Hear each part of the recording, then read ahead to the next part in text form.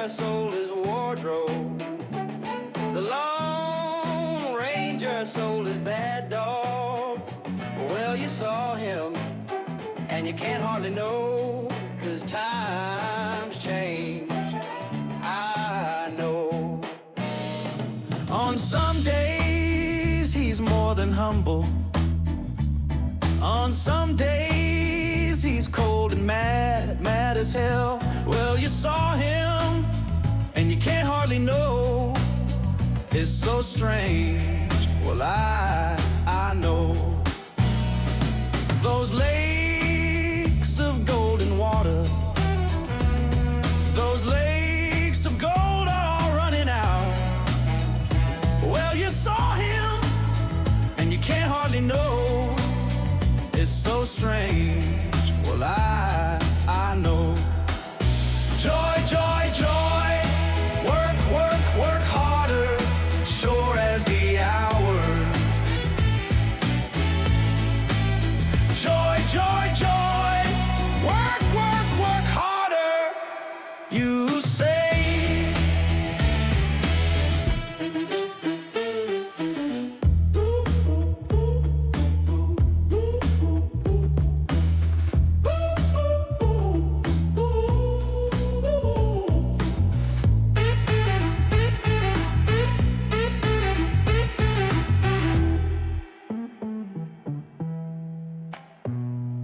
On some days he's more than humble. On some days he's cold and mad, mad as hell. Well, you saw him, and you can't hardly know. It's so strange. Well, I know. Those lakes of golden water, those lakes of gold are all running out. Well, you saw him, and you can't hardly know. It's so strange. Well, I know. Joy, joy, joy. Work, work, work harder, sure as the hours.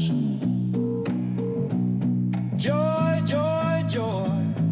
Work, work, work harder, you say.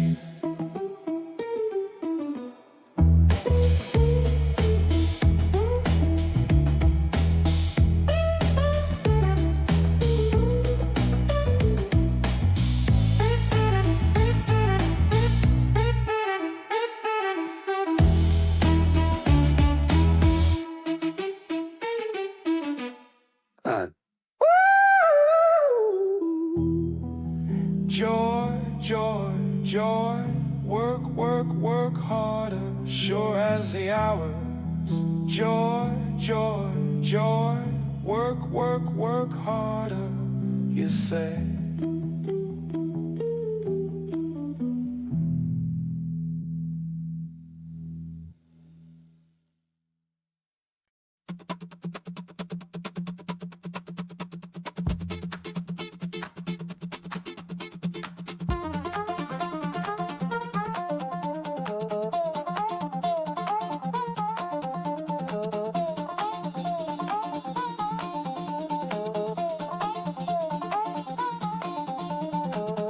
Come along, join the fun, in a world where adventure is never done. Every corner we turn, a new friend in tow. It's time to start the magic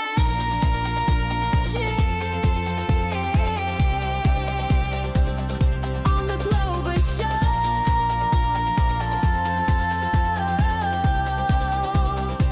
It's time to learn and grow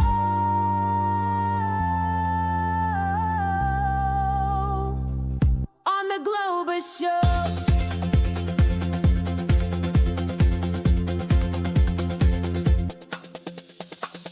See the sights, so much to know. Across the lands, together we go. Hand in hand we join the flow. Discover wonders in the Globus Show, where every day's a brand new episode.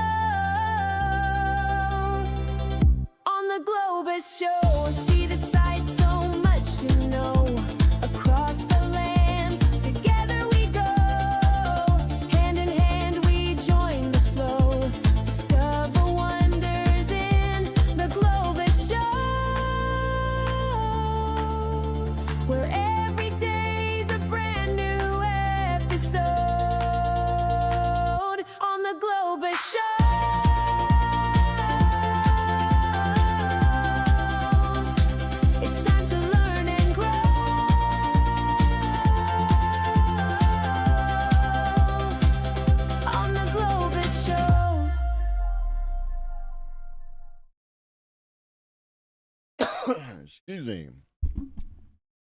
What up? What up? What up? What up? Check, check, check. Microphone in the building. Check, check, check. What up, Twitch? What up, Digital? What up, Pharaoh? What up, Larry? What up, Ribbons? What up, Dojo? What up, bots? What up, lurkers? What up, tiny people in my chatterino? Beast of the East. Josh motherfucking Allen.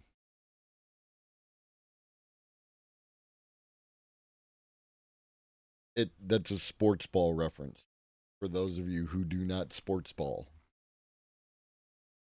So tonight we have a very special episode. We're going to be talking with Jim Russell, philosopher, speaker on UFO stuff and architectural mysteries of the ancient world stuff. Should be interesting. Friend of Digital. So yeah. I hope everyone is having a wonderful week, and I got to see him play. Oh, nice. Nice. Yeah, he seems like a good dude, like an authentically good dude. Josh Allen, right? Like, Campy's here. Campy's here. Say hi to chat.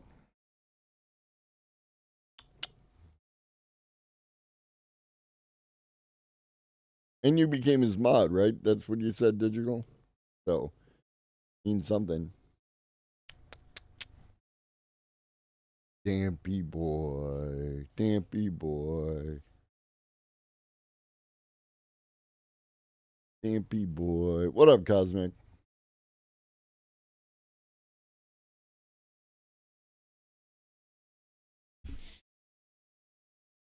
All right. I have work to do, sir. I have work to do. We're not doing treats time. I'm just going to give you a handful of treats, and we are almost out of treats. There.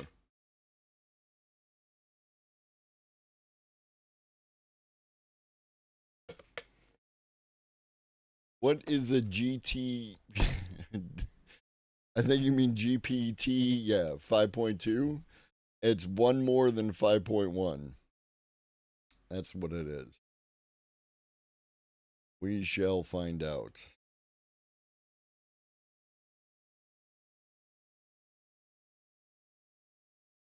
All right.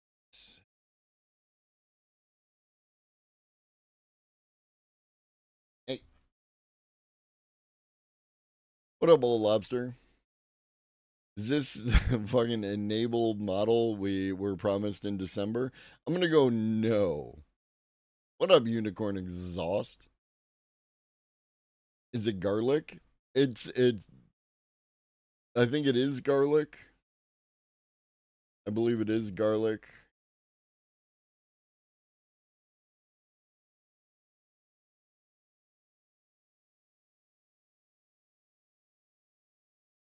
Nice. I'm seeing Froggy Mono over in Jim Russell's chat. I always like it when, like, you know, people wind their way through the community and end up with a new streamer that they enjoy.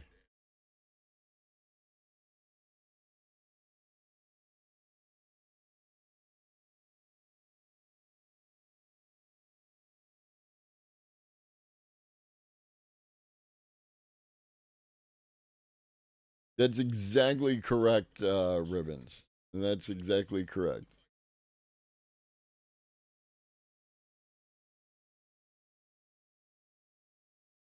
Good deal. We might be doing a little alien talk.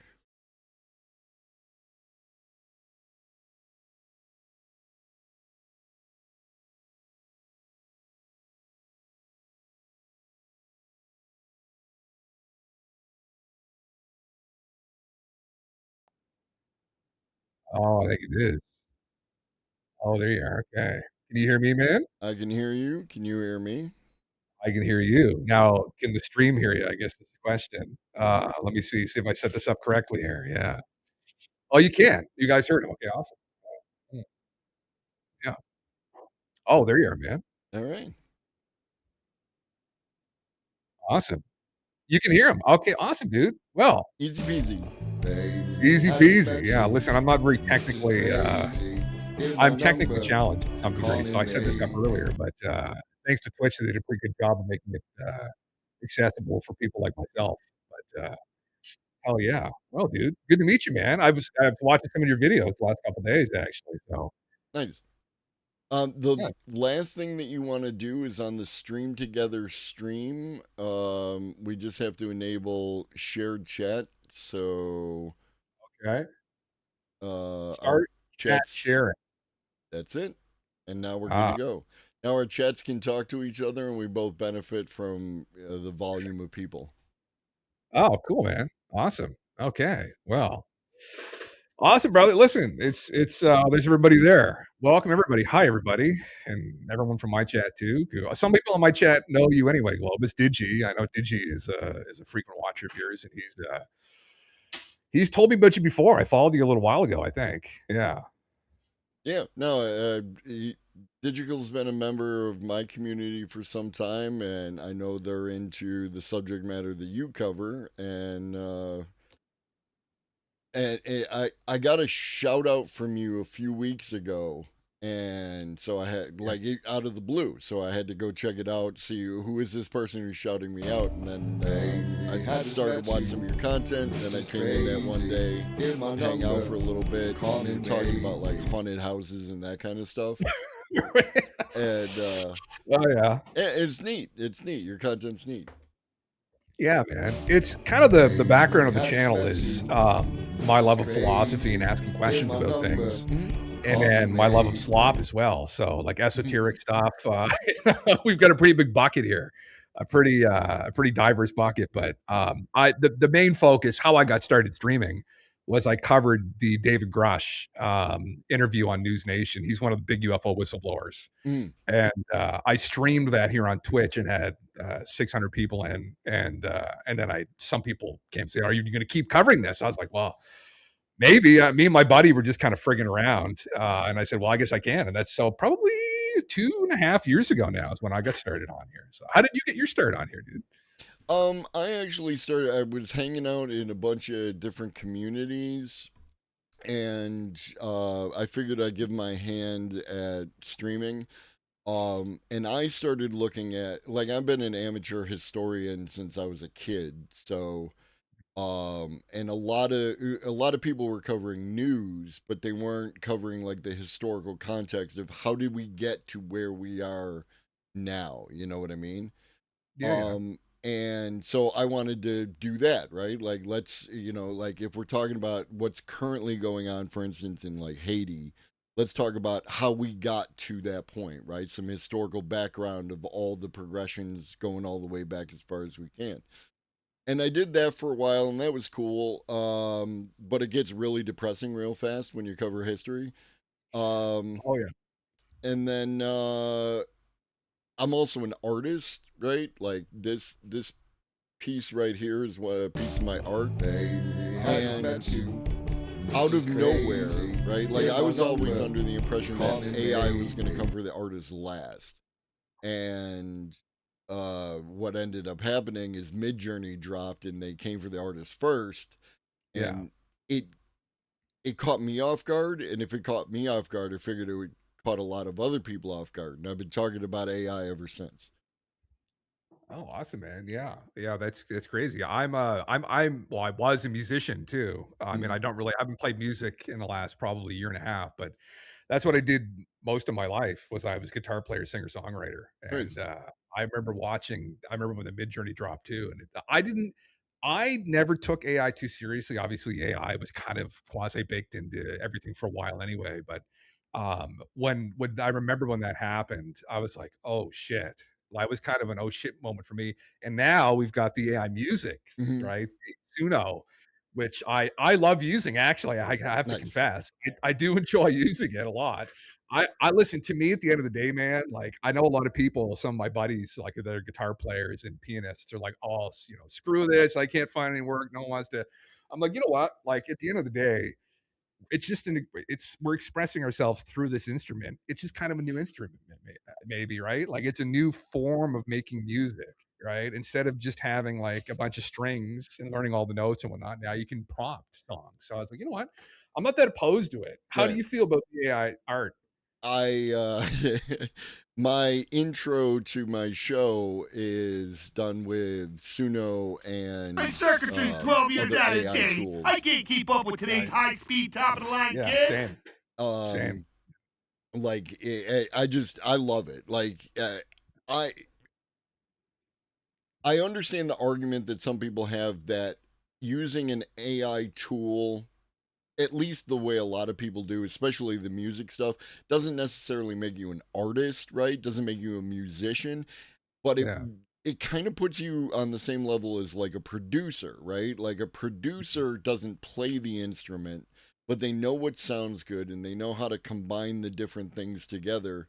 And especially Yeah. with some of the stuff that's happening over at Yeah. Suno, where you can get the stems and whatnot, right? Like you can really learn and find your niche. Maybe you just want to use the prompts and do that kind of thing, and that's cool. But maybe it takes you into learning about DAWs and music production, and you can learn more stuff. So I think it's a great doorway to the musical industry for a lot of people. It lowers the barrier for entry. Yeah, exactly. That's a good way of putting it. That's exactly it. Yeah, that's how I feel about it too, because you don't have to spend 15, 20 years being proficient in an instrument now, or, you can kind of get what you want out of it. And again, it's funny because I know a lot of people too, again, that are musicians that love using Suno and these different song generators. Mm. And it's weird because like some of them were, I wasn't really hesitant at first with it. I always kind of had that take on it, but some of them were very hesitant as well to get into it because some of these people that I know, I mean, they kind of do it for a living. And so they were like, how's this going to work now? But I don't know. I mean, I think there'll always be a place for people doing art by hand, right? Painting, drawing, and there'll always be a place for session musicians, right? It's just a different avenue, I think, like you're saying. So Yeah, the problem, like most things of this nature, like the same arguments that are being had around AI as a tool are the same arguments that existed when people started using photography and the painters got mad, right? Like because it changes the barrier for entry, yeah. and it does totally legitimate. It does make it more difficult for some people to earn a living, right? But that's a capitalism problem. That's not a Yeah. problem with the AI tool in and of itself. Yeah. Unfortunately, So, like, what's your take? I mean, I love nobody using. seemed terribly I've been interested in using finding my Grok a research, little but bit because I I am. subscribe to Twitter again. Mm. I've been using I ChatGPT will a fund your bunch. research. Like, how do you feel about? Like, what's your Yeah. favorite? I guess LLM to use, like That'd that be you cool. speak with. Like, as that's. Did you told me, and I saw some of your content too. That's you know a lot about this far more than myself, so I'm interested to kind of pick your brain on it. Sure, absolutely. My daily tool that I use is Gemini, right? Yep. Because I think Gemini is like back when Google started, like once ChatGPT dropped and they dropped Bard. Bard was a piece of garbage. But they have really turned it around, and I think they're the number one as far as I'm concerned regarding like an everyday general use LLM. Mm. Um, there are certain aspects of ChatGPT that I like a lot, so I still use that as well. If I'm doing creative stuff, like if I want to do music, like lyrics, I go to Claude, right? Because Oh, Claude, I Claude's think, great. Yeah. 100% the best when it comes to like creative. I one shotted a song, like a working class song, around the idea of fuck you, pay me. And like Nice. I asked for something and it gave me something that I was able to just put into Suno. That gave me something. I loved the way the whole thing turned out. Oh, So nice. generally Yeah. speaking, yeah, I'm gonna go towards Gemini, I think. You're a Gemini guy. Okay, Mhm. I've never really used it a lot. We used Claude a year ago to do some short stories, and I'm like, fuck, they're so funny. Oh my god, man, they're so great.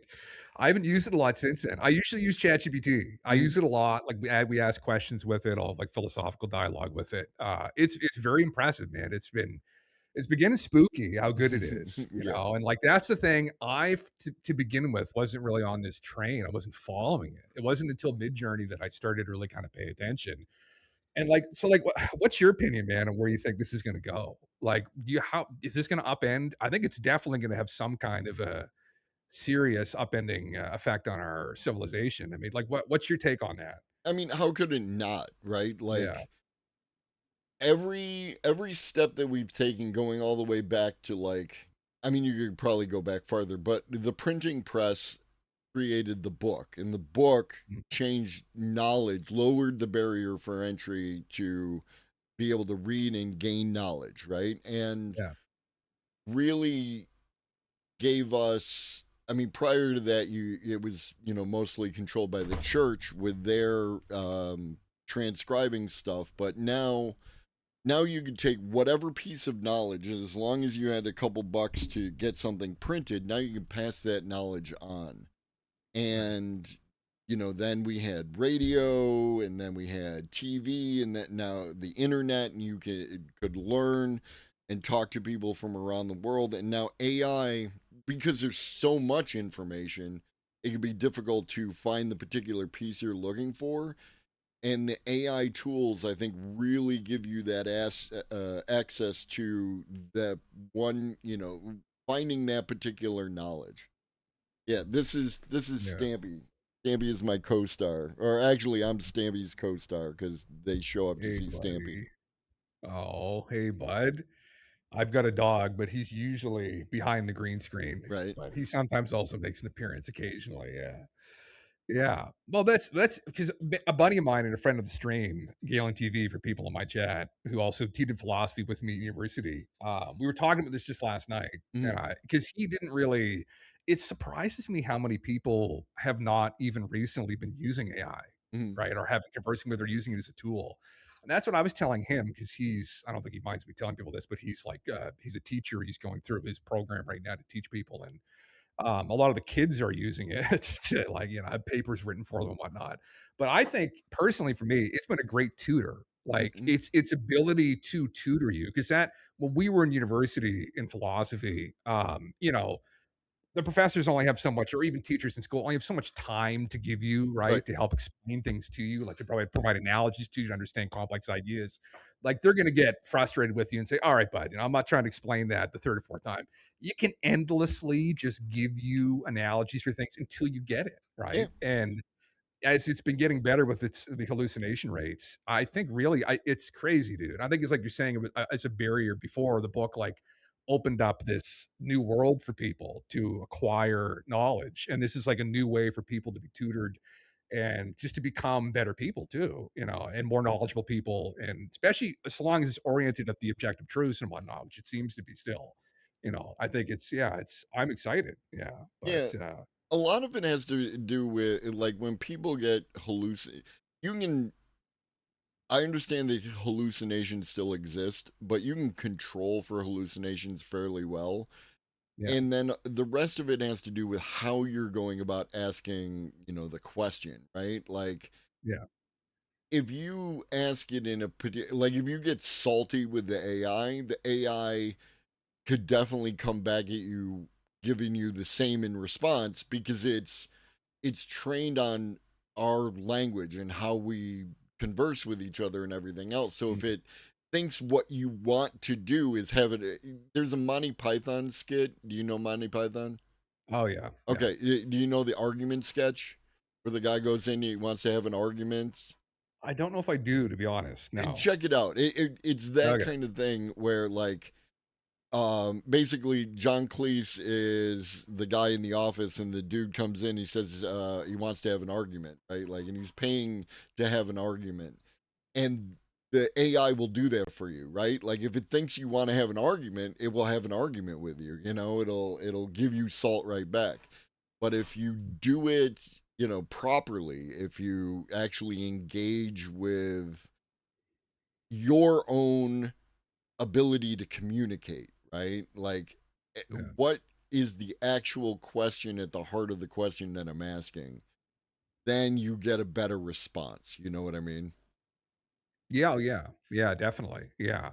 I've seen it. I mean, and the other thing too, like someone on a guy on Twitter was like, I was arguing with him slightly, and he's saying, "Oh, you got to be careful, Jim, talking to the AI. People are losing their minds." He sent me some link about people developing this AI psychosis, Right. and I'm like, brother, like he was just being a dank. Like I was like like come on, within reason. I mean, like I occasionally, like I'm not going to get into like astrophysics with it because I don't know astrophysics. Like Mhm. I'm not going to trust what it gives me back, although it's getting better and better at mathematics, so I've been told, Mhm. and doing complex math equations. But I'm going to stick to things that I kind of know if I'm going to get it to like tutor me on something, or if I'm asking those kinds of questions. I'll obviously want citations too, right? Right. And it's very ChatGPT is brilliant at that now, man. Oh my god! Like when you get it to go research stuff, I was paying for a while. I just stopped, but because I have Grok now, but it would do a great. It does a deep search, the deep research, and it blew my mind, dude. Like it got like 100 citations on one of these topics we were looking into. I was like on everything. I was like, this is on. It just is. I have friends who have done research for our university, like for a living. Mhm. Actually, my cousin still does that. He's a researcher for I think it's a university in Kansas, and it's just like man, they're going to be out of jobs like Right. now. They're going to like he's going to lose his job any day now, man. I was like, you're not going to need him anymore. And like it did this like in 30 minutes. It did a deep dive on this topic and I instructed it. It went and used now some of the resources I couldn't access because I had to like you had to be signed into a library or something like that. But Right. still, though, right? Like crazy stuff. It blew my mind again. It keeps blowing my mind. So, and sorry, yes, I am from Canada. Codillo, I'd say there. Yeah, from New Brunswick, Canada. Yeah. I'm assuming you're in the states, man. Yeah, but I'm in the Buffalo area, so we're like almost Canadian, right? I'm Okay. steeped in Canadian culture. Oh, you're right there. Oh, nice, dude. Yeah. Oh, yeah. Well, you're on the east at least, I guess, right? Yeah. Yeah. There you go. Yeah. Oh, yeah. I mean, we just had a huge snowfall here. Actually, Jesus, last week it's been snowing constantly, which is kind of unusual. It's been warm here the last like 10 years, but Right. Now, I we're in a was deep actually freeze. talking with my wife about that the other day. It's like, you know, in a way, I'm used to growing up, cold Novembers and snowy Novembers and like that, and then it Yeah. stopped, right? And in some ways, it's kind of nice to get that back, right? Yeah. Oh, yeah. But in other ways, I absolutely hate the winter and I hate snow. So Do you really? yeah, not I'm a I'm fan. the opposite, man. I think I'm like hypoglycemic or hyper, the one where you're hot. I love the cold and I Mhm. hate bugs. I hate nature. I despise being out in the woods. I was allergic to bees and hornets and wasps my whole life. Like I had Oh, a deathly okay. allergy. That'll do So it. growing up as a kid, man, I'll turn into a schoolgirl. You see me at a campground, bees come out. I just fucking hate it, dude. I never liked it. I love the cold. Everything dies. Right. Everything's dead. It's so nice. But obviously it gets sloppy, right? And it's starting to get sloppy again now because it's warmed up and whatnot. Yeah, it is what it is. But Yeah. sending all the snow your way now. Okay, thank you, brother. Yeah, for sure. Yeah, I'm not a fan. Like I like it when it's hot. I like to sweat and I like to be out in nature. So yeah. Oh, But yeah. you know, To each his own. Listen, I exactly. like nature from a distance. I like enjoying it, like kind of like suburban nature. Deep woods, though, man. I don't do deep woods anymore. I used to go camping and stuff. Like one of my ex girlfriends, it's like all she wanted to do, and I was like, fuck. Like I just no, not for me, not for me. Right Yeah. on. Yeah. Some of that is to do with all the woo slop we consume on here around UFO stuff Mhm. over the years, man. So, how do you feel about this? So, you told me you're kind of a skeptic on this Oh topic. yeah, I'm huge curious to pick skeptic. your brain. Sorry, yeah. I'm one of those people of like, extraordinary claims require extraordinary evidence, and Mhm. just because someone might not be able to explain something, it doesn't mean it's aliens, right? Oh yeah, You absolutely. Yeah. know. Yeah. But like I believe that aliens exist in the universe? Absolutely. Like it's a big Mhm. universe. It would be weird to me if there weren't, aliens on other planets. Yeah. I just don't think that aliens have actually like made it to the United or to the Earth, right? Or to the United Okay. States. You know what I mean? I think Yeah. there's some other phenomenon that just we haven't explained to yet. That kind of thing. Yeah. No, fair enough. No, that's a fairly. I mean, we have many people in my chat too, and that kind of feel a similar way. That's my main argument for it too. Is my argument is that there's absolutely some kind of phenomena we're dealing with. I think that's based on like the guy here in New Brunswick. There's a guy named Stanton Friedman who was like one of the OG guys in ufology. Mhm. He lived like 40 minutes from me, and he was one of the guys who started it. Really, he was a guy who dug up Roswell. The reason that we know about Roswell, the whole Roswell incident, everything about the Roswell incident, Stanton Friedman was the reason why we know about it. He went and retroactively went and dug up all the witnesses and all the government documents and all that stuff. And so, when I was a kid, when I was like 11 years old, I read one of his intros into this, and I got hooked. I was hooked ever since from that point on. But I liked him because he was still objective with it. He wasn't like all in. I'm channeling the Pleiadians, Mhm. like there's that element of doubt present with it, Right. absolutely, and that was something that he recognized, and he could construct logical arguments for why we should pay attention to the phenomena, and also pay attention to the government and what they're doing, and Oh, there's a absolutely. possibility that they've recovered things, and we can't really trust them honestly at this point, especially he was very critical of the military industrial complex too, Sure. and how much of a threat it could be to us here in the West. And that's already been a threat to us, starting wars, and they could give a shit, right? So that they may be hoarding something possibly from us shouldn't really surprise us. And that was one of his arguments. Jacques Vallée, too, is another guy who I've always been a huge fan of, who he was a little bit more, he got into kind of more of the woo with it. But he had a good book called Passport to Magoni, we were just talking about the other day again, that goes into like the history of anomalous encounters that people have had. Like we were talking about these fairy mounds in the UK was one example he actually used in his book. In Ireland, in the British Isles, they have these like fey mounds, fairy mounds, what do they want to call them? And people would have these weird experiences, and little people would come into the room at night and take them out, and they'd wind up on these mounds, or they wind up outside their house naked, or some crazy crazy shit like that, which sounds very much like the modern kind of UFO abduction scenario. Mhm. And so we were talking about that, and man, oh well, and that's we get like, is it because there's people have always had these crazy experiences, and that was the context back then, right? Like they just now we've got a modern technological interpretation of this stuff with like little aliens, or is it that that's the same phenomena and our lens has shifted? And so that he brought that up in the book, and that was in 1969. He was talking about that too. So, like almost 60 years ago here soon. So, or it would have been, well, I guess, yeah, 50. Oh, that would be 60 coming up in 2030. So, 2029. So, but anyway, yeah, that's been my approach on it too.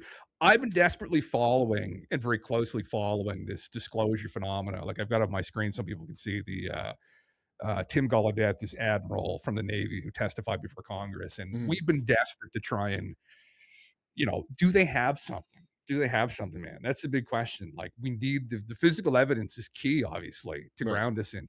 And that's what I've been covering on here ad nauseum, literal nauseum at times, trying to like literally sick of at times talking about some of the shit, but it's one of those things. It's like, are they here? Are they not here? Why couldn't they be here? Maybe they are, maybe they're not. And it gets into philosophical questions about reality and stuff. Like, Mhm. what is reality? What could they be? Could they be something that's beyond our comprehension, right? In the nominal realm, the objective world versus our phenomenal world that we experience through our senses. Have they progressed to some place where we can't even see them, hear them, Right. taste them maybe? Some people in here say they want to eat them.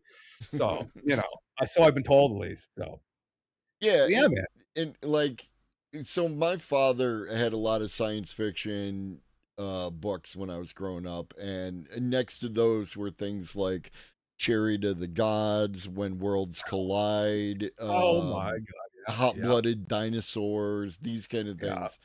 So Yeah. like, he eventually went off into some L. Ron Hubbard shit, and Oh, but I see.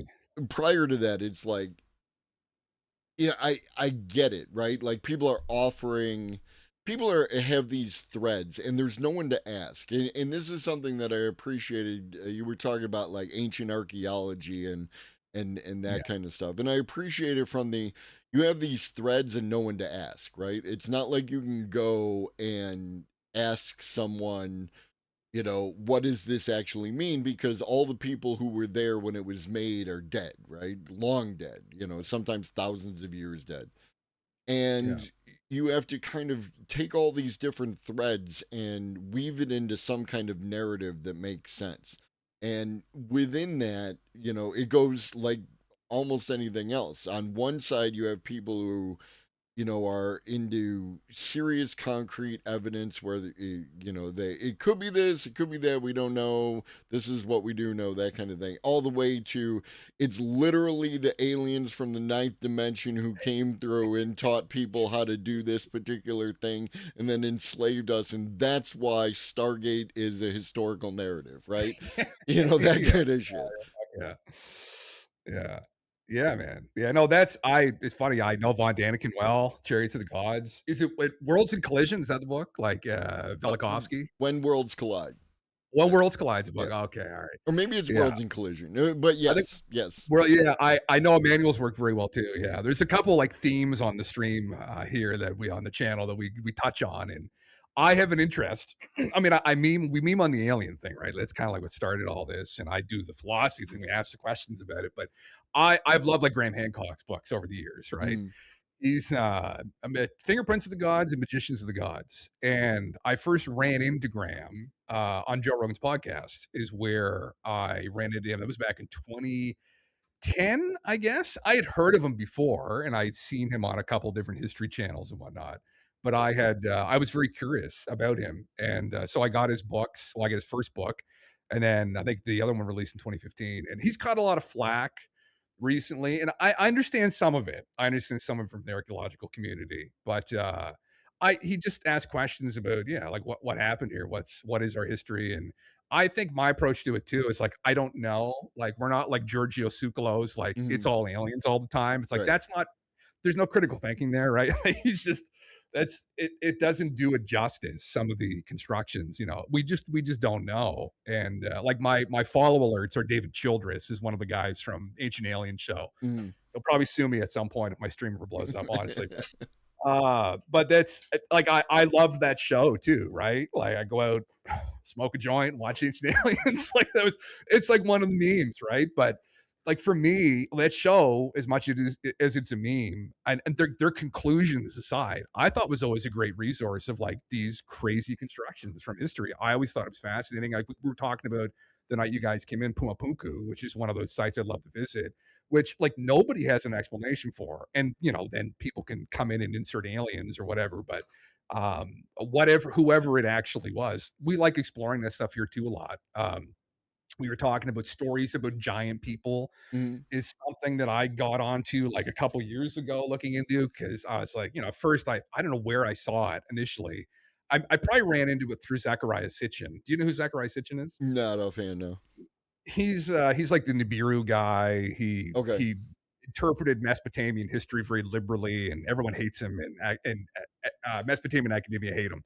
But I read all his books. I mean, they were a meme, but he had this whole thing where he thought these giant humans were here in the past, and they were the ones that did all this. It wasn't the little gray people from Zeta Reticuli. It was these giant people. And I didn't know what to think of that, honestly. I was like, well, this is, interesting, Zechariah. This is an interesting theory, I guess. What it's based on, I don't know. How much of this is actually real, I don't know. But I started reading about these stories through history of these giant people. And whether it's real or not, I don't know. But we were going through all these recoveries and all these myths and legends about them, and it blew my mind. And I would love to be able to speak to somebody in anthropology or archaeology one day about this stuff. And that's one of those questions too. It's like, how much is there to know? How much of history has been lost? Like we talk about Atlantis. I don't know if you've ever heard about like Atlantis or into like those conversations around Atlantis, or I'm aware of what Atlantis is and the story around it, and how some people believe that, Atlantean technology spread out to the rest of the world and so on and so forth. Yeah. Yeah. It's another meme. Yeah. Yeah. It's one of those, what I what I like about your approach, again, big skeptic me, but what I like about your approach is one of the things that we talk about on my channel is that people lack imagination, right? Yeah. Like, Yes.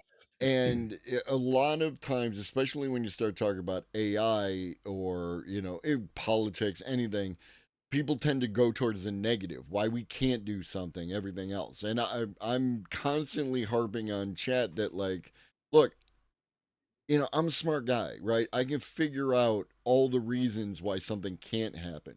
Tell me how you would make it happen, right? Give me your imagination, give me your story on how we could get from A to B, because that's what I don't have, right? And I think that Right. that's an important muscle to flex and exercise. And also the other thing you do is you talk about the narratives, right? The stories behind it all, and Mhm. we are a storytelling creature, right? Like, talking back about the books that we have prior to us writing stuff down, everything was by word of mouth, and we would tell each other stories, and that's where a lot of mythology has some grain of truth at the heart of it, is because Mm.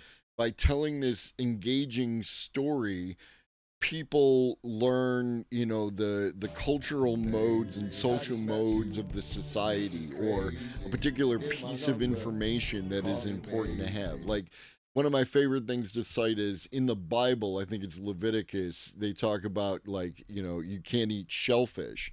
And having worked in many kitchens, it can be difficult for people to tell when shellfish is bad. And if you get sick off shellfish, especially if you're like in the desert, you might die, right? And like, Yeah. so having something within your fundamental religion that, like, you should not eat this, that can be a good rule to have.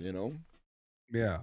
Yeah, man. We talk about that here all the time. The loss of the hearth. Like we used to as a culture sit around, these small communities, and that was something in these tribal communities. They'd sit around a fire at the end of the day, and you'd share in some cultures, you break bread with like the elders of the community. And now we're kind of segregated into all these houses, and we don't really do that. And in some, like where I'm up here in Canada, our community kind of sucks. And Twitch kind of functions. What I found it as when I first ran into Twitch years ago, it was just kind of like digital hearth. We sit around now and have conversations, Yeah. and everyone's in the chat sitting around, and it's kind of a similar thing. I mean, obviously, like they're staring at us, but look, there is conversation going on here with the chat too. It's like an interaction happening, and that it's important, yeah. And same with these old stories, yeah. I mean about too. It's we're talking about Atlantis again in the chat, like yeah, it's I think it's important to bring this stuff up and to look at it objectively too, right? That's the issue that I think both sides of the coin sometimes have, where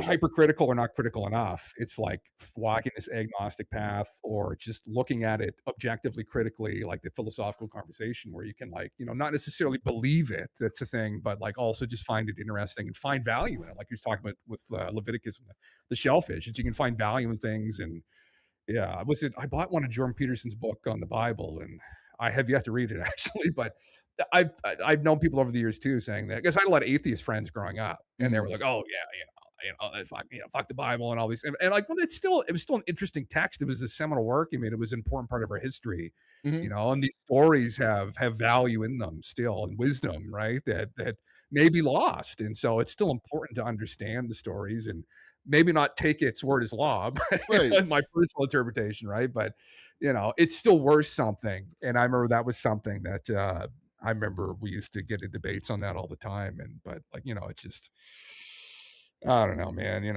if we want to even get into any of that or not. But yeah, it's it's definitely something that I think in our new age, it'd be interesting to see how that evolves. Like these new religions crop up. I know, think you alluded to earlier some of the other religions that are around that too, to L. Ron Hubbard. But Mhm. with the advent of AI, man, I wonder how that's going to affect us. What people believe are ontologies. Like there's It, going to be these AI cults crop up.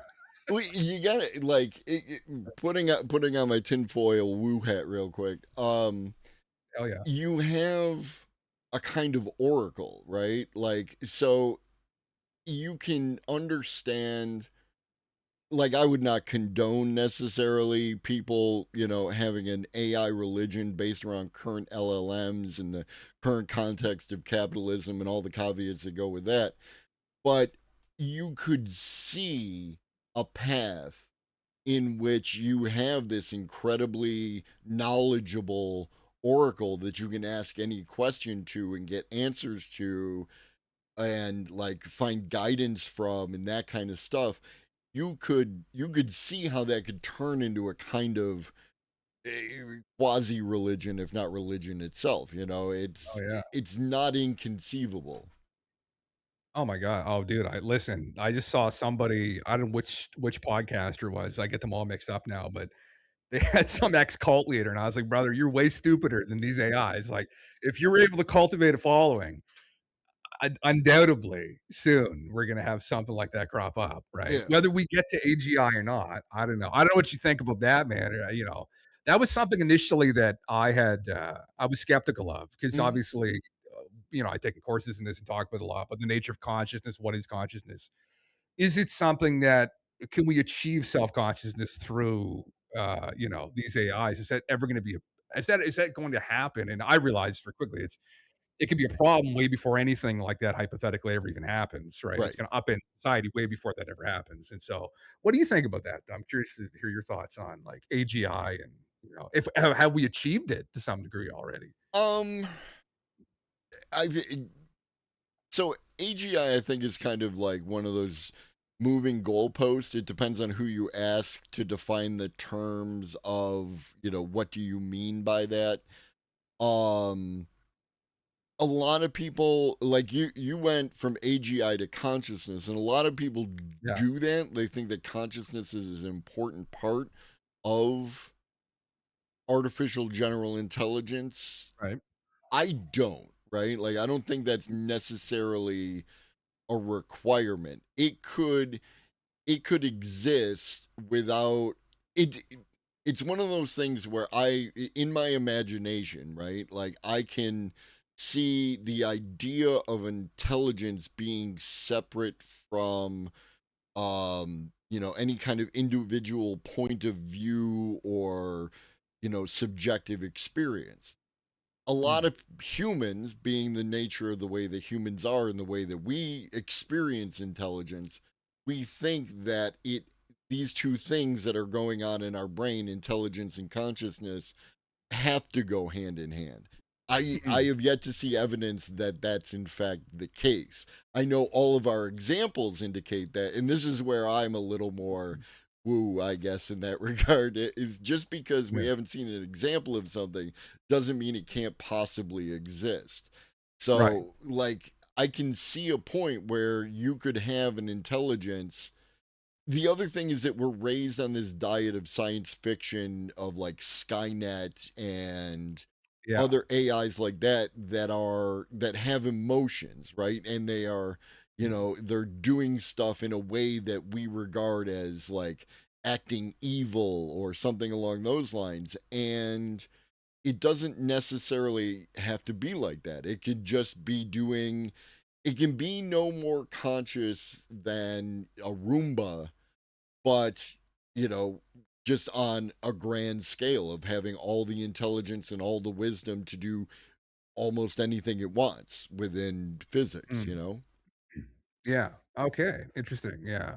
Yeah. I've kind of come to that conclusion too, I guess, about it, right? Because that's the thing. And like in philosophy, there's all these arguments of philosophy of mind about, like and Yeah, these are old how about arguments about y'all like settle soul that and consciousness argument between yourselves before you bring it over here? well, yeah, it's exactly yeah.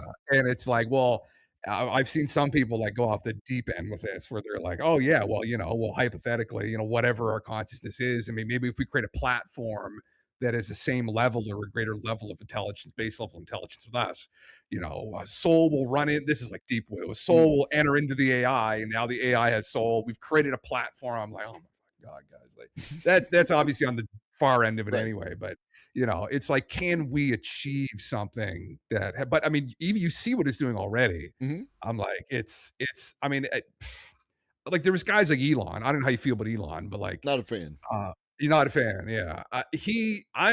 I'm suspicious of him, I'd say. Mhm, Personally, I'm suspicious of him, but, I've been using Twitter a lot just to collect news articles to talk about on stream. mhm, And, but he talked about this a while ago, and he was kind of I remember him vividly sounding an alarm about it, like, way before, like, we're talking this is, like, 2017, like, 16, and I was like, What are you talking about? What the hell?" And anyway, then obviously the whole Midjourney meme dropped, and then from there, ChatGPT came out, and, like, now it's like, dude, like it gives me anxiety. I'm sure maybe you get this too. It gives me anxiety sometimes, like even using it and thinking about it, and also thinking about like how much of the world hypothetically it may like upend, and then mhm, what are people? We were just talking about this last night. One of my buddies that I philosophy with, we went to the gym together, and we ended up just talking about this the whole time. And I was like, the more I talk about it, the more like, oh my fucking god, like we were talking. He's doing teaching again. I mentioned, and I'm like, man, like even like general practitioners, they're getting these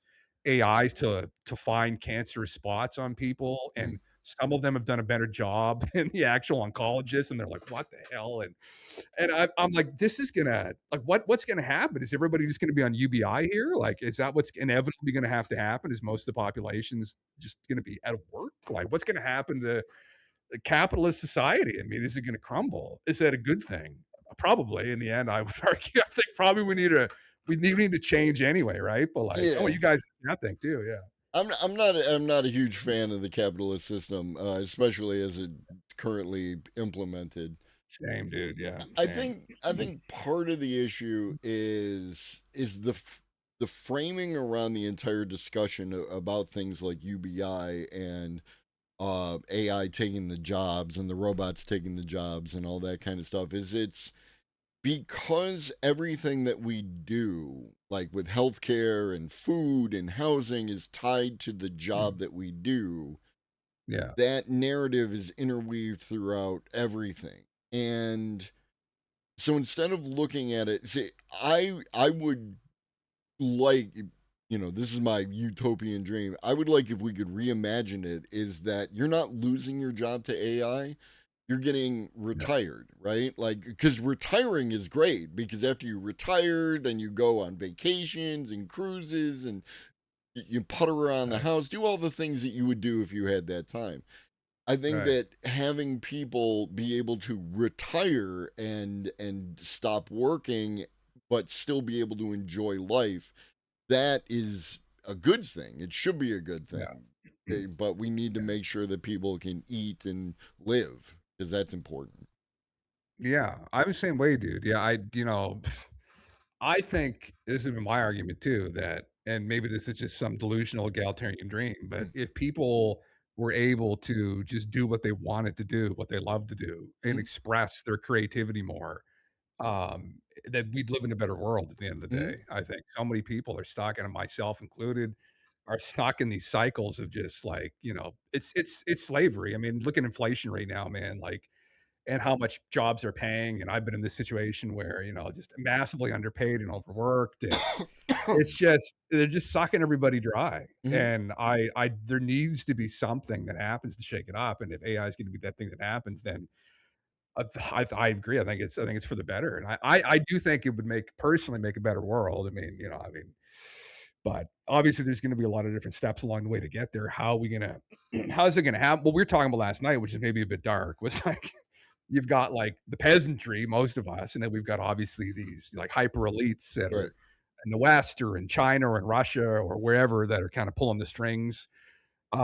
We get to a place where we don't need all these people anymore really working, right? Is like, are these people going to be like, oh great, yeah, now everybody's just unemployed, and they're going to look at it like unemployment. Now they're employed, right? They're going to Mhm, go pursue their musical careers or artistic ambitions, but do we need them anymore? And that's that's where I get conspiratorial in that way, man. Where I'm thinking like, if that happens, is a little virus going to get out again and be like, oops, whoops, mhm.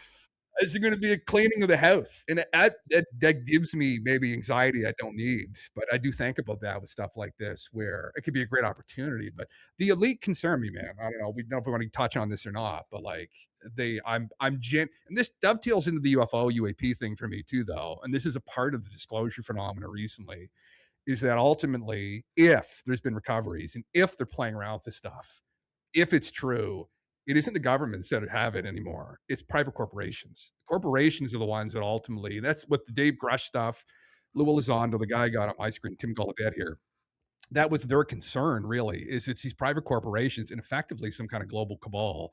Well, it'd be in the West, it'd be in Russia, China, they'd all have their own versions of it, but they're the ones that are playing around with something hypothetically dangerous. And like that's another kind of anxiety. But for people that don't know too, that's one of the concerns right now with those guys and girls that are pushing for this.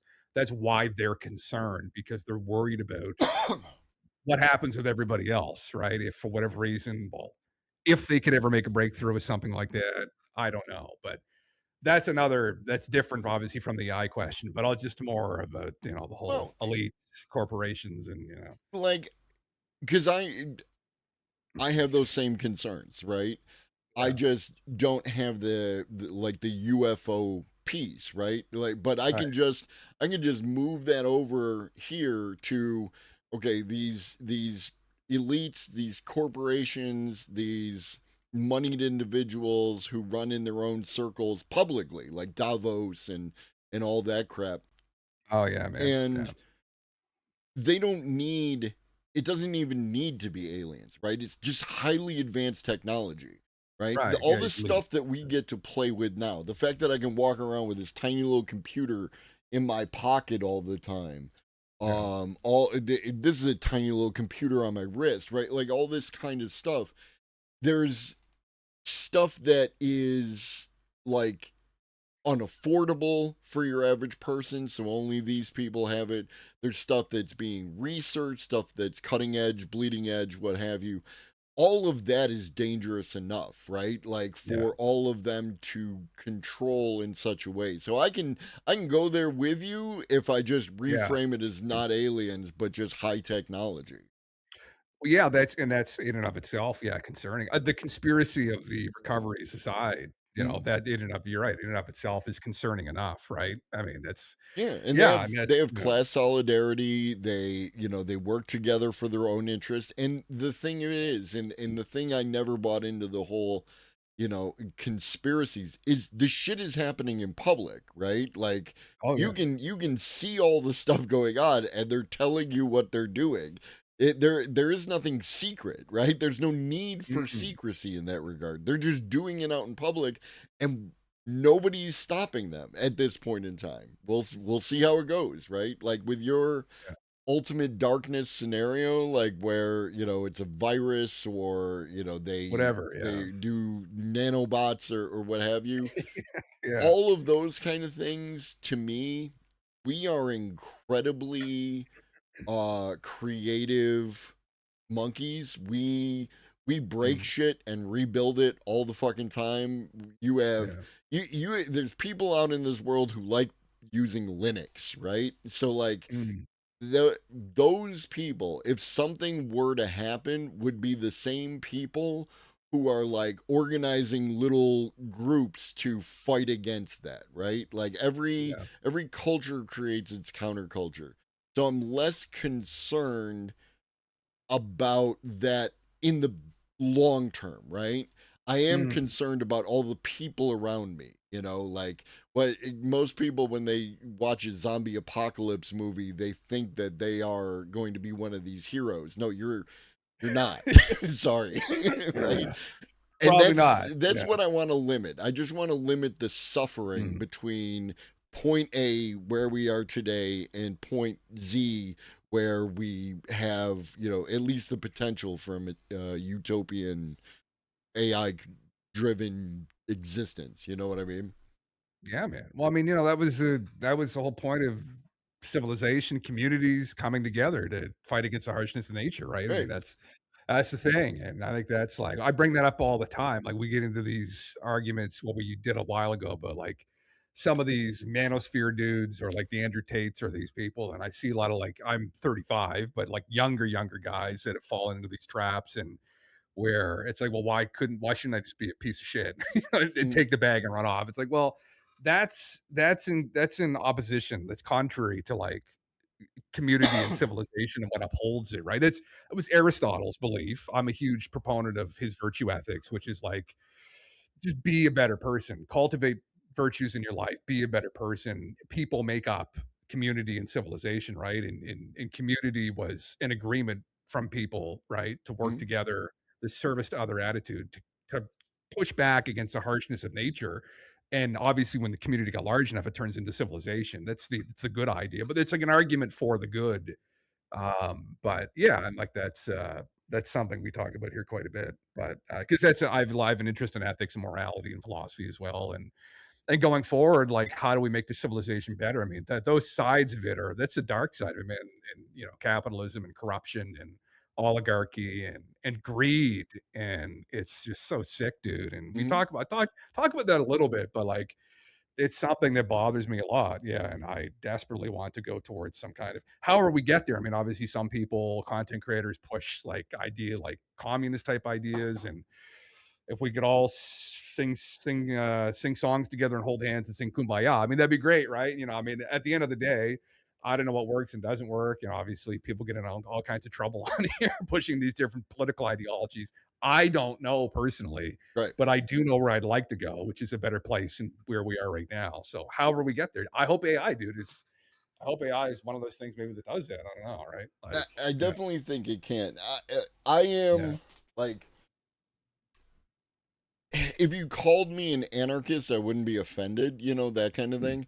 But oh like, yeah, I yeah, don't like, getting boxed in for ists and isms and a particular kind of thing. I do same, policy, right? Like, what do I right, want? I want all the people to have food, right? I want all the people to eat. right, So that's where my discussion starts. You can call it communism, capitalism, happy fun time Sunday. I don't give a shit. Are right, all the people eating food? Are all the people healthy? Are all the people housed? Then I'm there, right? Like, and then yeah. we can talk about how we implement it.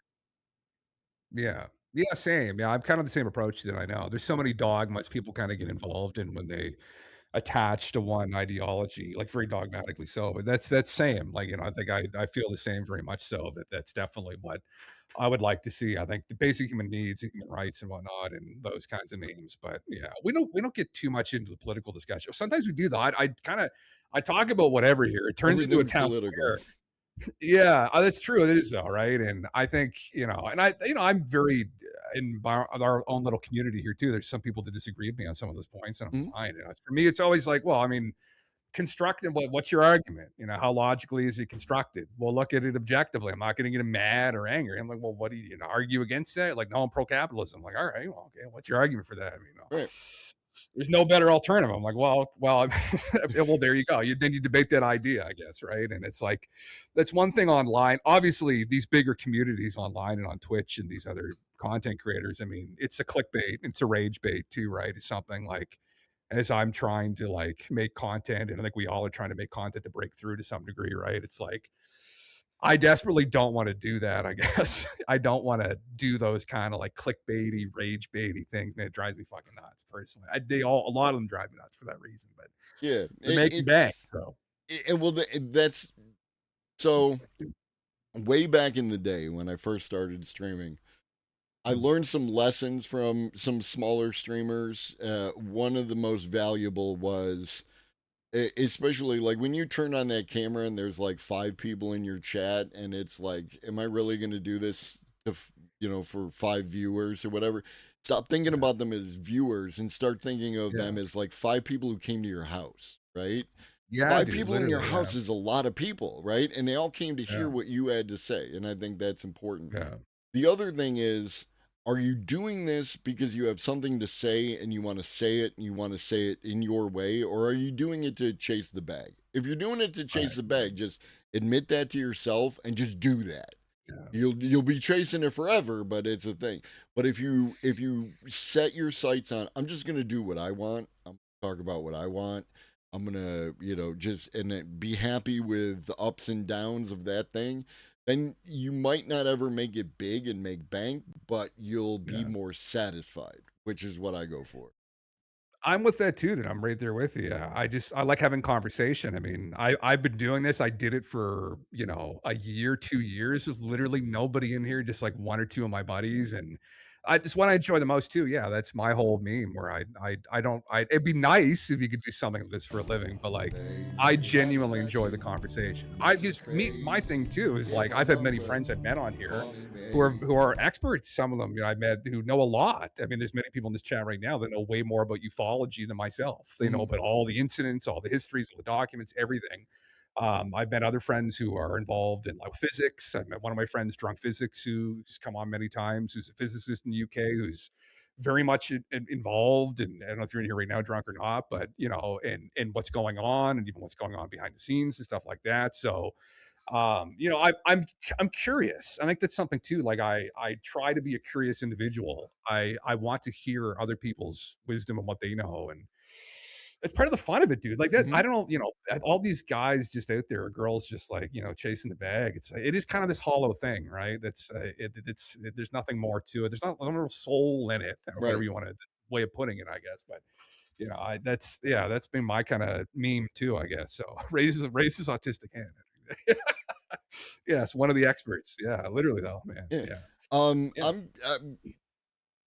I think you will be because normally the process when you get together and you have a conversation out here is I introduce myself, talk about what I do, you introduce yourself, talk about what Right. you do. We just flowed Yeah. right into having a conversation. And that's great. I love it. I'm Yeah. having a wonderful time. Um, Yeah. I got a couple other philosophers that I've had on stream and Yes. I've been doing this monthly show where like I get like three or four people together and we'll talk about like propaganda, right? Like in the idea of narrative and communication and that kind of stuff. Nice. And I had it when I was driving in the car my way before this today. I'm gonna reach out to you and Noah and Ivan and see if I can get a panel of the four of us together. The three philosophers and myself, and talk about this kind of thing. Because you Do all it, man. understand like narrative and communication and everything else, and you're all relatively open minded. So that I think that'll be cool.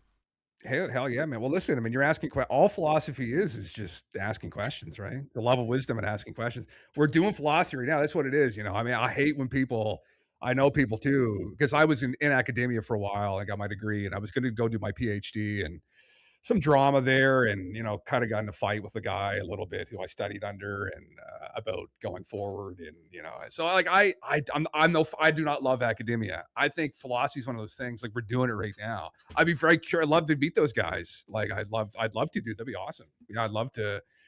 That'd be sick. Yeah, I just love having conversation and exploring ideas, man. That's it, really, and I think that's one of my passions. Yeah. Yeah, no, I'm the same way. Like, I so one of the things is like I don't, I don't have a degree in AI. I don't have a degree in computer science. I just have a thirst for knowledge, and All right. I will go out and I will find the information. You know what I mean? That kind of thing. Yeah. And um, and so that's how I ended up here. And like, I think that there is a it just stresses me. I work with so I work in a hospital. I'm a supervisor in like the food service section. A lot Yeah. of the people I work with are like younger kids, like maybe 19, early 20s kind of thing. And the lack of curiosity Mhm. is distressing to me. You know Hmm. what I mean? It's Yeah. like you don't care why anything is happening. You're just in this moment, just drifting through. That I think is one of the things that, like, back in my day, that we've lost to an extent. And like alongside that, imagination and critical thinking and creative thinking, that like curiosity and the ability to like seek out that information, that is, Mhm. we need to rekindle that, right? Like, and if we Yeah. don't, then that's gonna head us, continually head us in a terrible direction. Maybe it's social media, dude, I don't know. People are so distracted now. Like, there's no quiet time where they can sit and contemplate on things, Mhm. the younger generations. I've seen a bit of that, where maybe that's they're just a little bit too all the downtime is just distraction, distraction, distraction. There's no time to sit and contemplate about anything or think about anything. Or that's not true of everyone. I mean, I know some young people that they use social media, they use TikTok or Instagram or YouTube Reels to like go and find information. But I definitely have noticed a similar trend in people are so isolated now, dude. Like again, like but not everyone's on Twitch. People are kind of in their own little bubble, even more so than ever, and like they're not engaged in these conversations. There's no stimulation, and so yeah, I think it's important and asking questions, dude. Yeah, it's like my whole thing. And but like not having a degree, like it's the whole joke of philosophy that I'm used to joke with some of the guys I did it with, where it literally all started with a guy named Socrates who was this borderline homeless man in Athens Mhm. who would wander around the market. He was known as a gadfly because he would that's what he would literally do. He would bug people. He would get them to ask questions like, "What's going on here?" It's like, Why did they have all the money? Why do they believe this?" And that's what ended up getting him killed in the end by the elite in Athens. They turned the people against him, but he was stimulating people. He was getting them into conversations and getting them to critically think about things. And he didn't have a goddamn degree. And then he got put to death. He was it's the joke of it all, right, man? I have no love for academia, really. I understand there's good people in academia, but it's not what it's about, man. It's just about conversation, asking questions, and like I think many people maybe in philosophy would probably agree with me too, even some of the people I know with PhDs. So, yeah, no, no, it's a different world now, man. It's something I've realized more as of late in dealing with young people, and it's like Jesus. It's very. I have hope for it though. I mean, and I'm very interested in having conversations. Who are those? Are they both streamers on here too? Are they those Yeah. guys? Yeah, Cool, man. Yeah. Ivan does philosophy. They're a physicist, by trade, but, Okay.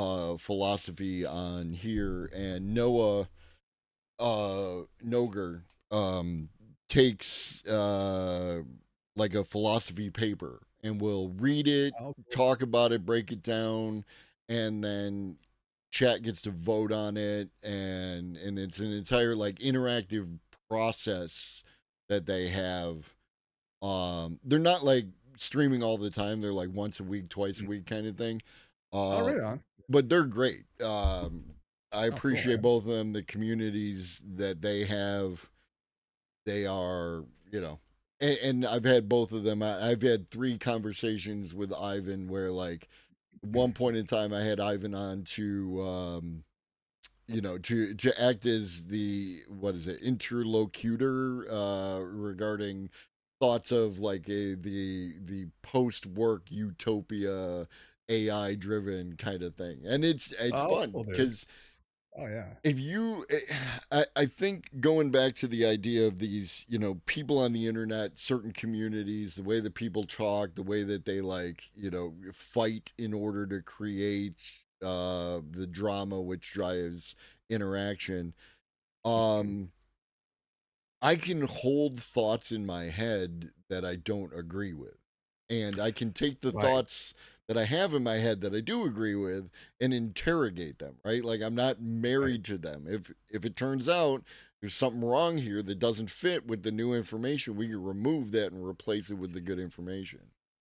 Yeah, man, that's well, they call in philosophy, dialectic, but Mm, it's critical thinking. It's mhm, conver You can have a conversation, you can critically think about ideas, you can look at them objectively, you don't have to be married to them, you can explore them, right, without all this emotion involved, and the other thing too I see a lot online a lot, which, many people are frustrated with, is, like, these debate bros, and they've always rubbed me the wrong way. It's like all these bad faith conversations, yeah. they're not after any kind of objective higher good. They're just there to like either enrich themselves or to support their ego, or there's no orientation. It's like we talk about it here. We brought up Socrates or Plato. I mean, it was during their day there were these they called them sophists, sophistry, but they essentially just used rhetoric to win debates, Mhm, right? They were very skilled in rhetoric and in language, and there were people that would train you into be better debaters and had to defeat the other opponent, but they weren't aiming at anything higher. Like they weren't really interested at like benefiting or moving society forward or civilization forward to a higher good. They just wanted to enrich themselves and be Right. powerful and have positions of authority. And I see that online too with all these communicators, and like they're not after any kind of higher good, and that frustrates the shit out of me all the time, you know. And it triggers me, and I just that's why I don't consume. I literally try and stay away from consuming a lot of media, a lot of YouTube videos, even content creators. So I thank you to I'll check out their work and stuff. I'm always trying to either connect with or find other content creators too out there who haven't broken through to the degree that some of the other people have that drive me nuts. So yeah, that's awesome, dude. Yeah, that'd be wicked. Yeah. No, Yeah, it's you mentioned something earlier about like community. Your local community isn't what you would like it to be, and then on yes. Twitch, like here I am. I'm talking to you. You're in Canada. I've talked to people in Australia. I've talked to people in England, Ireland. Like I get to communicate with people of like even if they don't necessarily agree with me, like we're all kind of traveling in the same direction. We can have a Yeah. conversation. And it's a global community that we get to interact with as opposed to just what we're stuck with in the local area. Like Uh, my neighbors are they're regular folk, right? Like they don't yeah. want to have detailed philosophical debates on the nature of AI and its Right. implications for the future. They want to have nicely manicured lawns. It's like the fuck. Right. Yeah, I know. I listen, most of my no offense to any of my buddies that might be watching right now, but yeah, same kind of thing, right? That's their priority. It's not really in yeah, we're in this digital hearth now, man. And I know I love it. Same. I mean, I've met so many brilliant people literally from all over the world. Many of you are in here right now. So yeah, I know. I was in the same boat. I was a musician. That's what I did kind of behind the scenes.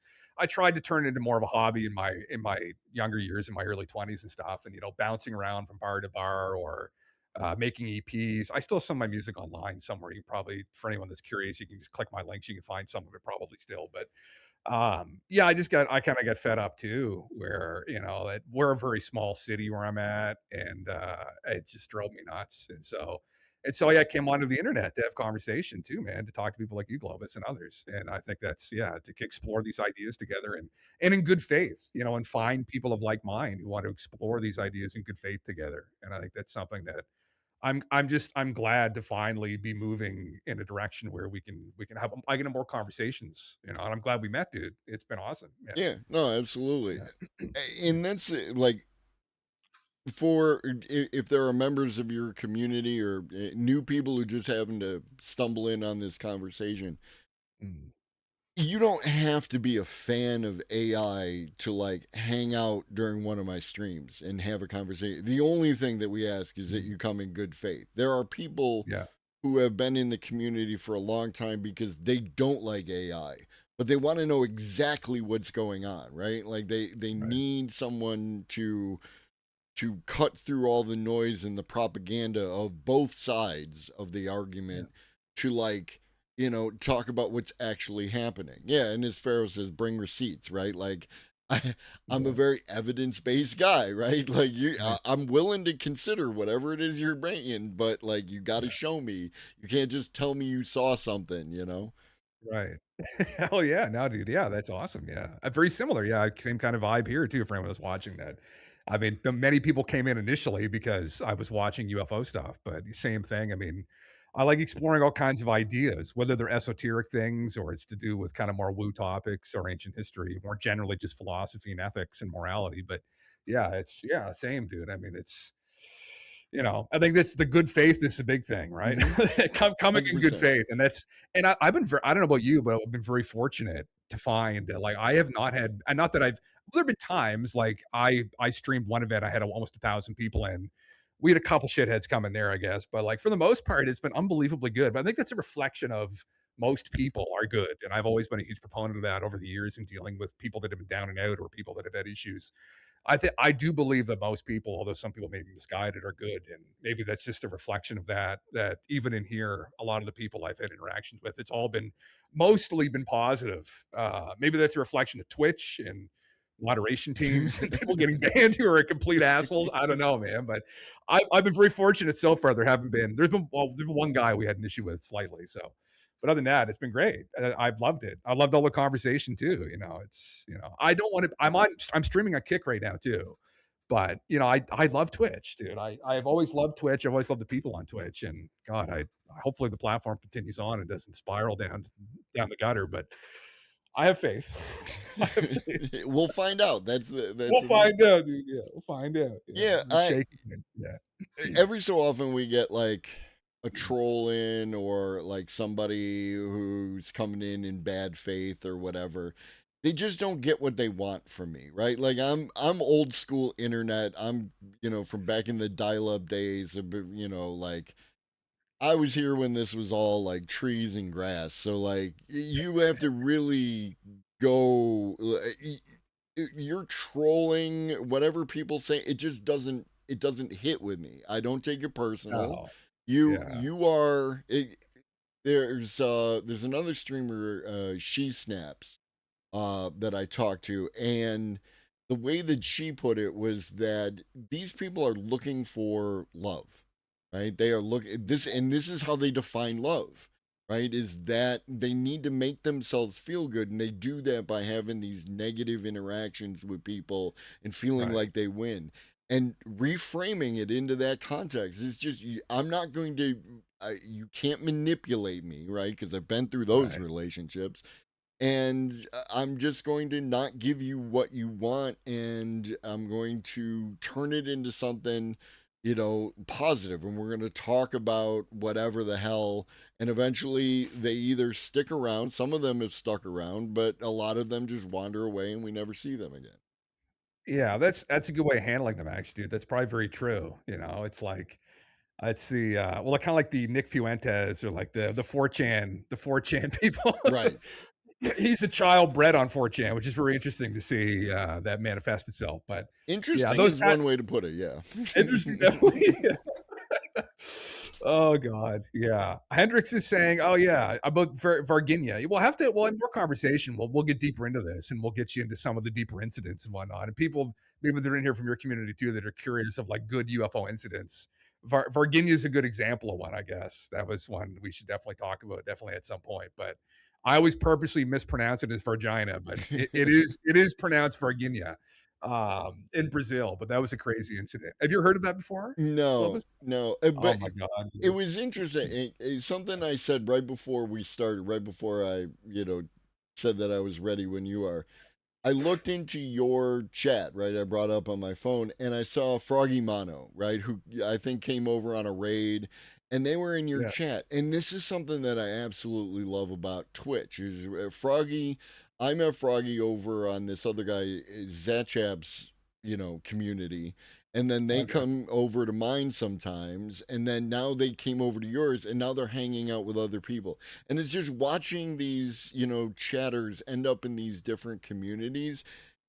You're Yeah. finding the content and the community that you want, and I think it's a wonderful thing. It's awesome, dude. I know. Yeah. I was just speaking with him earlier. I know. Yeah, it's the power of Twitch. Honestly, I love it. And it's yeah, it's awesome. I forget Froggy was talking about what were you talking about, Froggy? It was it wasn't Roswell. You brought up one incident. I know. We were talking about the USOs too, which is what I had up on my screen still here, which is Tim Gallaudet. He's a rear admiral. He's a meteorologist too for the Navy, but He- he had run into some incidents. Some of his guys had picked up some anomalous objects on their radar under the water, and he had started hearing stories from other people inside the Navy who had these encounters, and he had an encounter of his own, I believe, too. But he's one of the guys that testified at Congress recently that this is real, and the frustrating part about it, I think, for some of the conversation we were having just before you came in, there's a couple people I think from your community that were there more than just Froggy too, if I mm, recall correctly. But the frustrating thing, obviously, is like we've got all these accredited people saying this is real, but it's like at the end of the day, it's like, well, guys, you haven't really brought anything else forward other than your testimony. And that's the frustrating thing about it, I think, for many people who've been following this along, where it's like, oh my God. But incidents like Virginia are really good too, where, a whole town in Brazil in 1996 had an insane encounter where mhm. some object crashed out of the sky. And you deal with doctors and lawyers, and now you got a neurosurgeon, and all these people were in the town that dealt with this, and they were like this happened, and it's one of those incredible scenarios that I don't know that it happened definitively, I guess, but you go through it and you're like, man, like what are the chances of? It's interesting and entertaining. There's a guy named James Fox who's a documentary filmmaker who I tried to get on my stream actually, and he said he was going to come on and then didn't in the end. But it is what it is. You gotta take your I shots. yeah, you can take your shots, man. Yeah, and anyway, he is a new. It's a re-release of his film with some updated testimony. One of the guys is a neurosurgeon that supposedly had hands-on with one of these beings that crashed in this craft, and it's a crazy story. But supposedly he had hands-on with it, and, now what do I think that's objectively worth in the end? Not a lot. I mean, it's still interesting, and all James has been doing his entire career is collecting all these anecdotes from people, and will it pay off someday? The day it pays off, I think, is when we finally get some acknowledgement. The problem with me now, though, is even if we get acknowledgement from the government, do you trust them? And what are they gonna put forward to prove it, right? And Right. How much is gonna be redacted, everything else. I don't think they're gonna give us anything important. I think if Don goes up there and says anything, it's just gonna be like, "Yeah, it's real," and just gonna leave it at that, and Right. it's just gonna I don't think even if it is, man, that's the thing about it, we talk about it here a lot. It's like elements of it may be so ontologically shocking that they, as businessmen, first and foremost, would not want to destabilize the general population in any way, shape, or form. So Mhm. we were just talking about this last stream where as much as we want confirmation of it, many people want more than that. They want like the stories of the abductions or all the fantastical stuff to be confirmed too, right? But even if any of that's true, there's so like most people don't think about this stuff. Like 99% of people don't think about this stuff or know anything about it or care about it. Mhm. If they went straight to like, oh yeah, they're abducting people or whatever, like they would never say that. Even if it was true, they never would, I don't think, because it would be too destabilizing for civilization. There would be a lot of people that have a hard time with that. Yeah. And I don't think they would.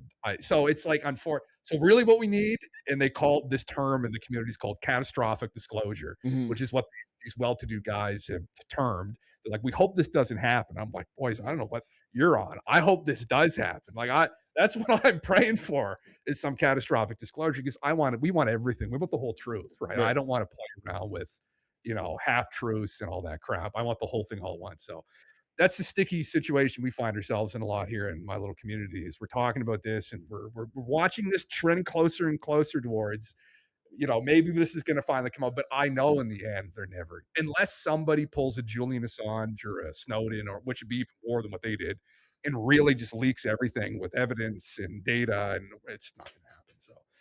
So then we usually just get a bunch of slop together, throw it in the bucket and meme for 4 or 5 hours. That's usually the stream. And So yeah. the thing is, even if they and this is what always kills me about the real world. Do you remember the Pentagon Papers? I don't know. What are they about? Yeah, see, that kills me, Vaguely? right? Like the Yeah. Pentagon Papers were that reporters and they had information, they had all the data, they showed you these are all the elites who are doing, illegal things with money and the whole thing and like zip happened. Like it's most people Oh. don't even remember the Pentagon Papers. They were a big deal for about 5 minutes and then nobody cares anymore. That is my concern with something like even catastrophic disclosure. Oh yeah, there's aliens. Okay. Mhm. So what? Like 10 minutes later, it's who cares, right? I got work in the morning. Well, that's exactly it. Yeah. Like it's not gonna upset the workday. So like it's not really gonna what's it gonna mean in the end, I guess. Yeah. That would be the bigger thing would be if it was catastrophic, Panama it'd be Papers, Panama Papers, oh, the sorry. Yes, yes, okay, yes, the Panama, yes, I know Panama. Yeah, okay, yeah. Yeah. Yeah, catastrophic. So some of the stuff with it, like with the catastrophic disclosure might get into and some of these guys have alluded to this, but it gets into like our origins, like that's where some of them hint at it, where it goes, where things that would be truly ontologically shocking would be like the phenomena in and of itself isn't just one random species coming from another planet here. We're in a zoo, right? And the Mhm. zoo glass is so thick in the zoo that we can't see them, right? Like again, they're in this nominal objective world. This has been an experiment the whole time. Like that's the kind of ontologically shocking thing. Like they're everywhere out there. They're all over the place we're like kids in a playpen or we're like animals in a zoo, and we've been segregated away from reality, objective reality, either as an experiment or because they don't trust us. And Mhm. like that's where some of it may go to where people are like, "Oh my god." Like, and even like people like mainstream science talk about this too a little bit, and it's like, how That complicated are things really? Yeah. Yeah, that sounds an awful lot like simulation theory, like adjacent to Oh, that yeah. as a concept. And Yeah. it's like, I don't know, I complain to the devs all the time, right? Like, I see things that to me are obviously like, we definitely live in a simulation because there's no way people have this particular name or any of these kind of things, right? Like, in the current season is just ludicrous, right? Like, the current season of America, it doesn't, the story doesn't make any sense, and none of the plot lines are getting resolved. I'm just irritated by the entire thing, and the devs aren't doing shit. So, like, really, if it turned out we were in a zoo again, I got work in the morning, right? Like, Yeah. what's it actually Yeah. going to change? I mean, maybe I know this is just some of the sentiments I've heard from people, but maybe that the veil would thin down, and if we become consciously aware of it, or if they decide to reveal themselves, maybe you don't want to go to work tomorrow. Maybe they'll finally come down and give us all that free energy that they probably That'd be have, right? nice. Well, that's the whole thing, and there's been people, for anyone that's curious, there have been people who have come out before who are just accredited to a scary degree and also of sound mind, have said some unbelievable shit, and one of the guys I always bring up, and it happened in the middle of COVID, so a lot of people missed it. I missed it too for a little bit, for a couple weeks, but the guy's name was Haim Eshed, and you can look him up, and he was, I believe he was the head of the Israeli space defense, PhD level scientist, rocket scientist, deeply involved in the Israeli government. He had come out in 2020 and said some wacky shit. He put a book out now, but I think he said this maybe actually a year before his book came out, but he'd effectively said that there's a galactic federation that they've engaged all Western governments, well, governments around the world, not just Western governments, but he mentioned the US specifically. And they've effectively stated that they don't believe people are ready to know that this is real. So they're Mm, going to continue obscuring himself. But he said that everyone knows that there's a federation. It's not just one species. He went out and said, and this is crazy. And some of my buddies who I talk about this with have brought him up time and again, where we're just like, what the hell was that? Like, the guy, I thought, you look into these people, sometimes they just kind of lose their mind. They go a little bit loopy, right? He's an older guy, he's 89, maybe 90, but no, he's still kicking, he's still fine. And, it's like, Jesus Christ, like, is that how far it goes, right? And that's where the conversation is right now. Sorry, I should say, within these communities, right. and even, well, like philosophical communities, you probably well know, simulation theory is a hot topic. It's like the thing, right? It has been for like the last 15, 20 years, but like, it dovetails into all of that. We're all in the simulation. The aliens know we're in the simulation, and they've segregated us away from the rest of reality. And there's so many different crazy interpretations. I'll sometimes go into all the woo, Mm. right? Which is like stories from people within government, or I don't quite usually go to the channelers and stuff like that because I have a hard time handling them at all. Or like the contactees, like they consciously remember being picked up. I usually think that's all slop, but some of the abduction stuff is interested me. John Mack was the head of Harvard Psychiatry. One of the main guys, I should say, he was head for a little while, and he had a book called Abduction, which is very interesting back in the '90s. And he started dealing with some of these abductees, and they weren't like your Jim Bobs from the woods. Like, these were people, well-to-do people in positions of authority in like banks and in government and private industry, and they had strange experiences. And he went through these incidents with them and with hypnosis, and saw that, I mean, there's something happened. These people have some trauma, he assessed. And I'm going to tie this in a second, Hendricks, to the rural Zimbabwe case, but because he was involved with that. But they they had some kind of trauma, and he dealt with childhood trauma. It's relegated to a certain part of the brain, and Mm. these incidents are relegated to that part of the brain. It's the deepest place usually that kind of negative memories can go, to where you don't even you don't remember what happened at all. Like, you won't remember what had happened. Your brain will bury those memories, and he found that that's what was happening to these people who had these incidents. And he never really came to a definitive conclusion on it either. I think he said in the end, he said, "There's something going on." It's like the guys that are usually pretty tempered, they're not all in, "Oh, aliens, 100%." They're like, "There's a phenomena, something's happening here." These people are not. John's an interesting character because he's the guy that would designate you crazy or not. designated a lot of his clients that he worked with, fairly well-to-do people. None of them were crazy. They had some kind of an experience with something that it sounded like aliens, and that's like the first kind of segue into like, well, how weird is this really? This whole thing, like, Mhm. is it just like little aliens coming off one ship here just to visit us, or are we in a simulation? But that's it does segue into that. The zoo thing, that the playpen hypothesis, whatever you want to call it, does get there. This is nothing what we thought it was. This is something far more complicated. And it's where it gets metaphysical, like in philosophy. It's asking questions about reality, and that's when you start to go a little. Sometimes you can go off the deep end, right? Right. Same with people relate. I mention this all the time. Some people need to be a little bit careful because people do wind up in the psych ward if you're not too careful with this stuff. You do ground yourself in reality, things that we know, right? Right. That's where you get an evidence-based approach to things and whatnot. These are fun thought experiments, but people in philosophy have a bad habit of going a little bit, banana balls, losing their mind a little bit. Yeah. And so, Which yeah, is that's the good side of I've got work in the morning, right? It grounds you to that reality, right? Like I can only take so many mushrooms today because I have work right, tomorrow. right. Yeah, Um, it's exactly it.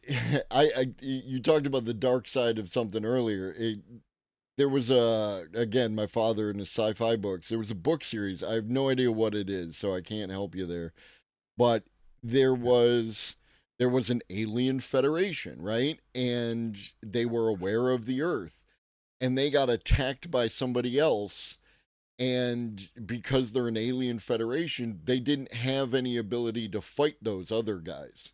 So they got us because we're good at that type of shit. So the dark side of the zoo thing is that this is actually a training ground for space yeah. warriors. You know what I mean?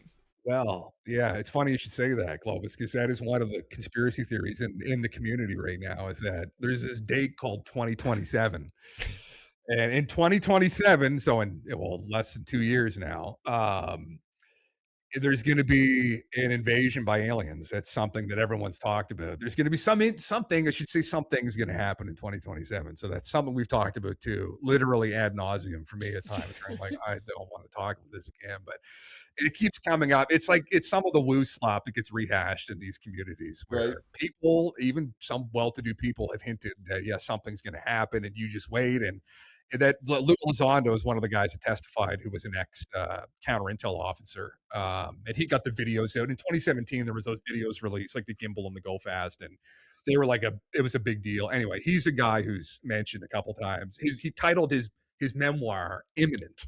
And yes, I did buy the book. Like I had a free download on Amazon. Technically, I bought the book, Lou. And anyway, he's one of the guys that has said that. And they stir the pot, I should say. There's a Right. lot of pots, but that's one of the narratives is that there's going to be an alien invasion. And I don't buy it. I think it's ridiculous. But at the end of the day, I say I don't know though. I Yeah. have no idea. So Have you let's just hope. heard have you heard about the AI 2027 paper? No, I'm not. Some people who work in the AI industry, to me it all reads like fanfic, right? Like of this, like way that AI could go bad, and and the downfall of humanity and all that kind of shit. But like when you said alien invasion 2027, I'm thinking the AI 27. So we're gonna have the AI fight the aliens, right? Like, Oh my god, let's man! go, baby. Is that our multiverse? I would love that. I would love it. Listen, that would be awesome. Isn't that funny? I did not actually know that they got a 2027 date too for AI. Tech, alien intelligence. I mean, it's based on us, I guess, to some degree. With somebody, who knows? Who knows what's all these. I talk about these future dates, and there's other memes I'm not going to get into about like cyclical disasters. Actually, I have an interest in some of that. Mhm. I had an interest. You brought up, I think it was Emmanuel Velikovsky you brought up before. World Sea Yeah, yeah. Collision was a famous book in the 50s about a planet that almost collides with our planet. And one thing I've done in the past, and I'm not trying to be an asshole, but I'll go around into some of these schizo communities and be like, well, is what you're saying true? not that I was being a debunker per se, Right. but I have an interest more generally in all these different ideas. I'm like, whoa, crazy! Big planet flies by our planet. That's crazy, bud. Like, what's your logic for that exactly? It's all these old stories, and I'm like, okay.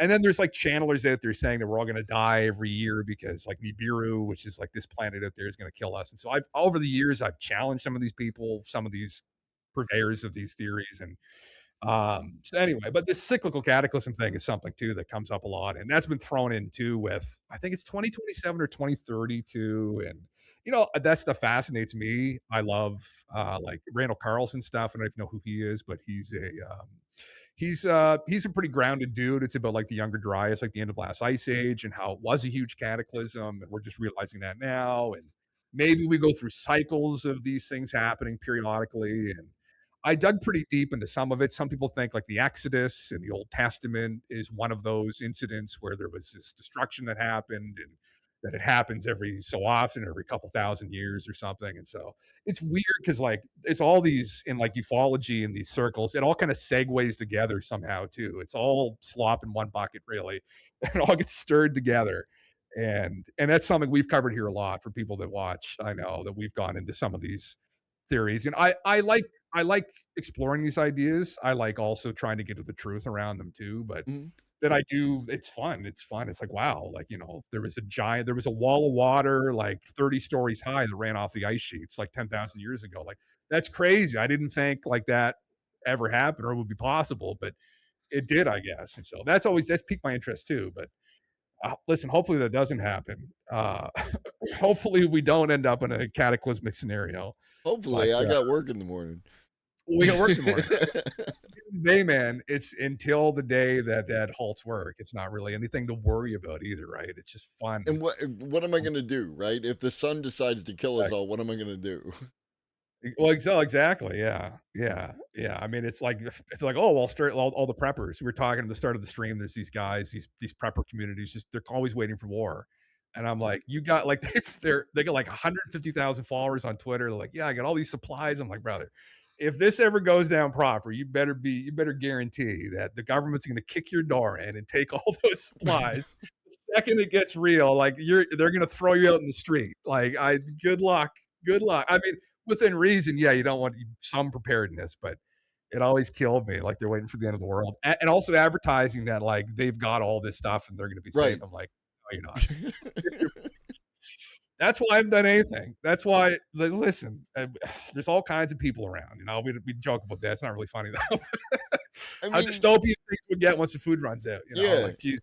I learned some skills, I know some things, right? And I incorporate things into my daily life that if some shit went down, it'd not be fully unprepared. But yeah, you can't live your life waiting for the end of the world because it'll never come. Like people have been waiting for the end of the world since it's written in the back of the Bible, right? Like so.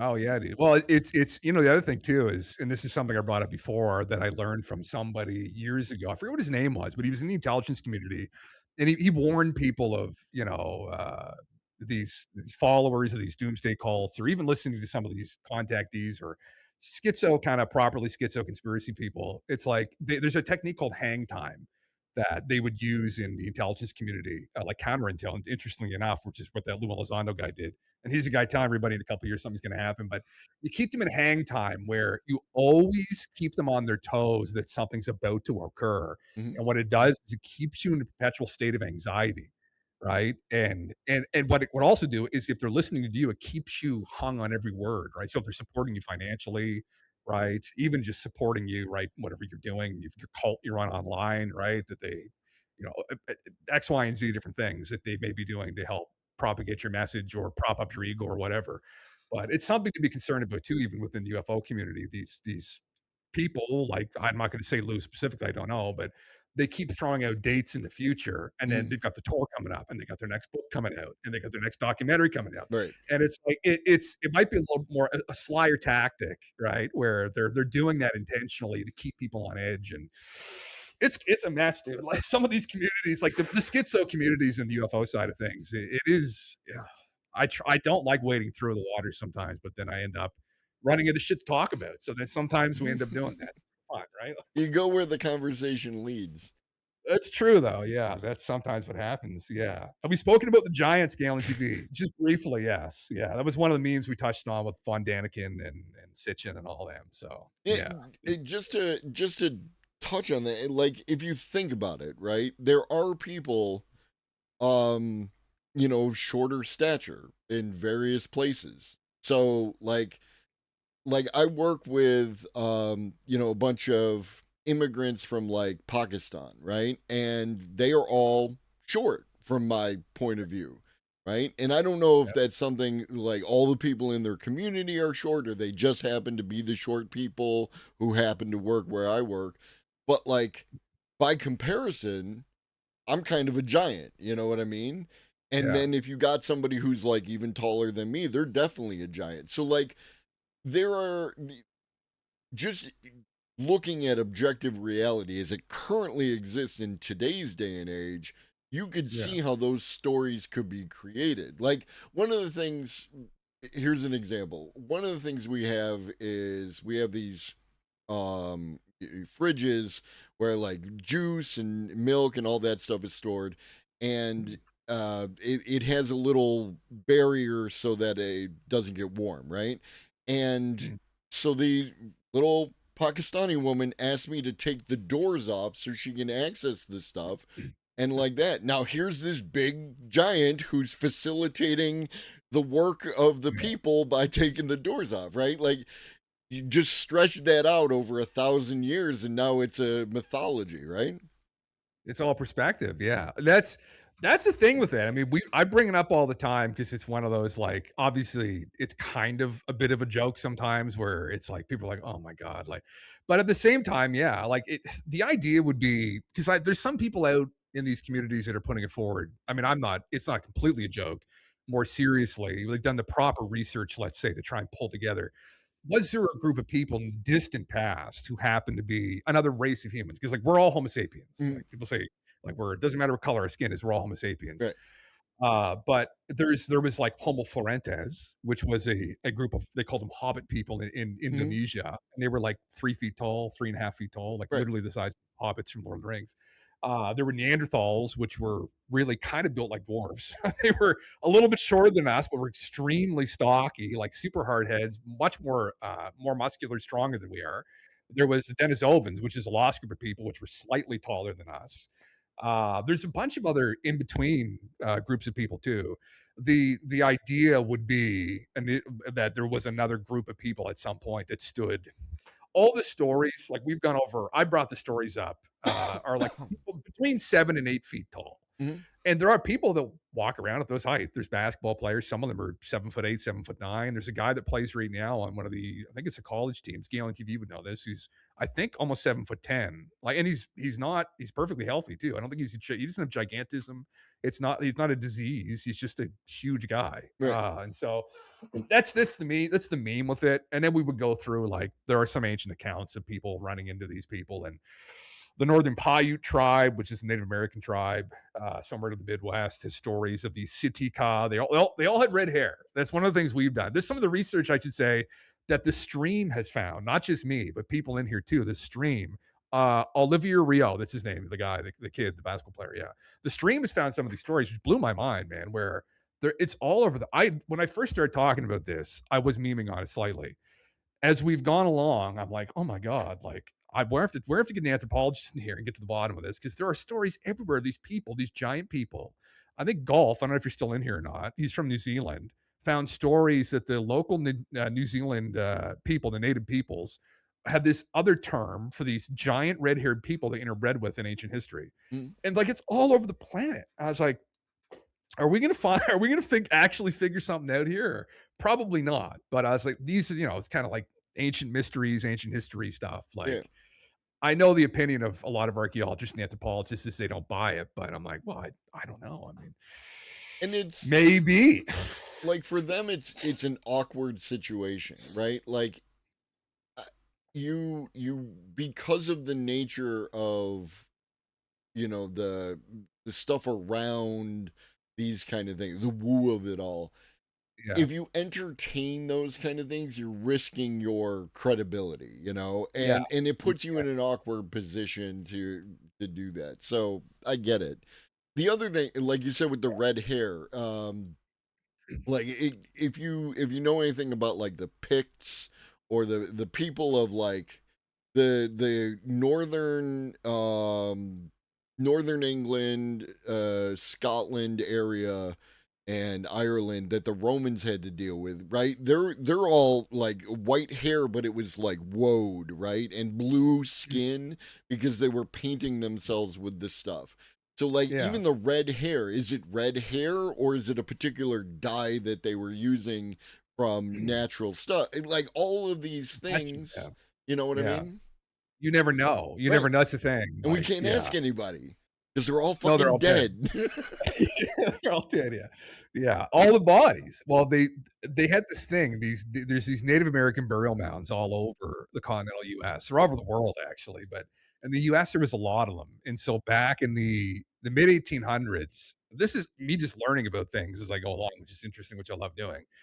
I didn't know this, but there was supposedly they thought this was a thing. So even Abraham Lincoln has a quote referencing them, but they called them the mound builders. So what they believed in the 1800s and the 1900s, because what supposedly had happened, they started excavating and building roads and houses, and so they started destroying these burial mounds.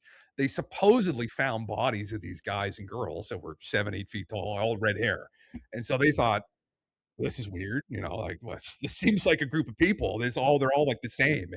And so then they had this whole thing that, oh, these people must have come before the Native American peoples. And there's dozens, I would say there's probably a couple hundred reports in newspapers all over the US. Now, the official explanation from the anthropologists in the US is that there were a couple of them, I should say, like museum curators and guys at the Smithsonian, Mhm. who tried to use this as a way to belittle and what's another word here? Put down the Native American peoples, Mhm. describe them as savages. Oh, this makes sense. They didn't build any of this. Some other group of people did, Right. right? And these people happened to be, light skinned too, right? That they couldn't really tell what color the skin was, but they presumed because of their hair color that they weren't, this didn't look like the native peoples.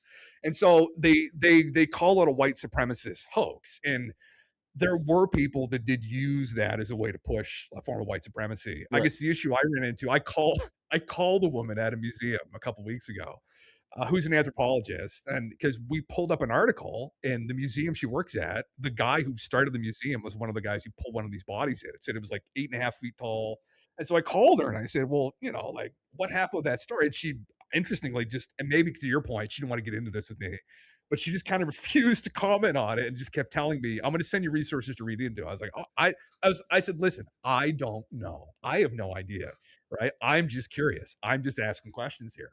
But anyway, it's been a meme for the last, I don't know, 5 or 6 months as we've gone along with this. But who knows, dude? I don't know. Are there things that we don't know about that we think we know that we don't? It happens all the time. We turn over another stone and say, "Oh my God, well now humans go back in North America to 10,000 years. Oh my God, now they go back to 60. Now they go back to 80." I think is one of the recent assessments. Like they thought that they think there's people that've been here that long. Like it, you never know. Now, was there a lost race of people? That would be a big one if we Mhm. missed that. But we didn't. The Hobbit people in Indonesia were a rumor, a myth for decades. I think 100, 200 years. The locals had told them that these people used to exist. Didn't believe them. It was a myth, and then they actually ended up finding their bones, and now they're real. And I was like, well, who's Right. gonna go? Who's gonna go? I'm not gonna be the one to figure this out in the end. But anyway, And it's a fun game. that's where I come down on it, right? Like again, I strong claims require strong evidence. I'm a skeptic at heart, but Yeah.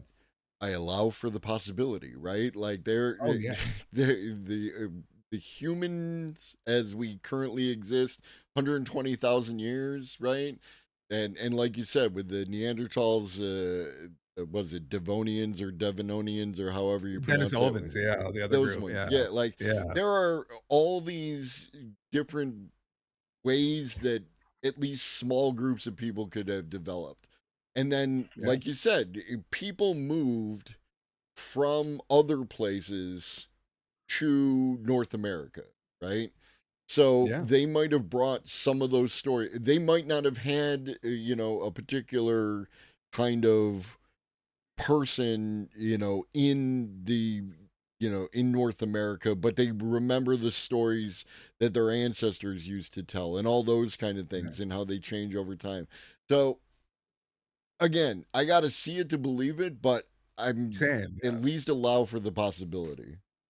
Yeah, I mean, at the end of the day, what a crazy world that would be 300,000 years ago. That was true. We had like literal, like kind of gnomes. We had people that kind of look like dwarves. We had us. We had these other giant people, definitely the Denisovans. It was like Lord of the Rings. Mhm. I would say it here all the time. I was like, it was like some kind of fantasy experience with all these different groups of humans. And then on top of that, you've got all this megafauna, like mastodons and saber-toothed cats and ground sloths that were 15 feet tall. I'm like, man, what a place to live. It's kind of boring now and compare. Well, we've got other things to entertain us, but like I was like, what a crazy place. That's the kind of history, like that's what I really love. It's like just that kind of framing of like, not that I want to turn everything into a fantasy, but and I do love medieval fantasy, but Mm.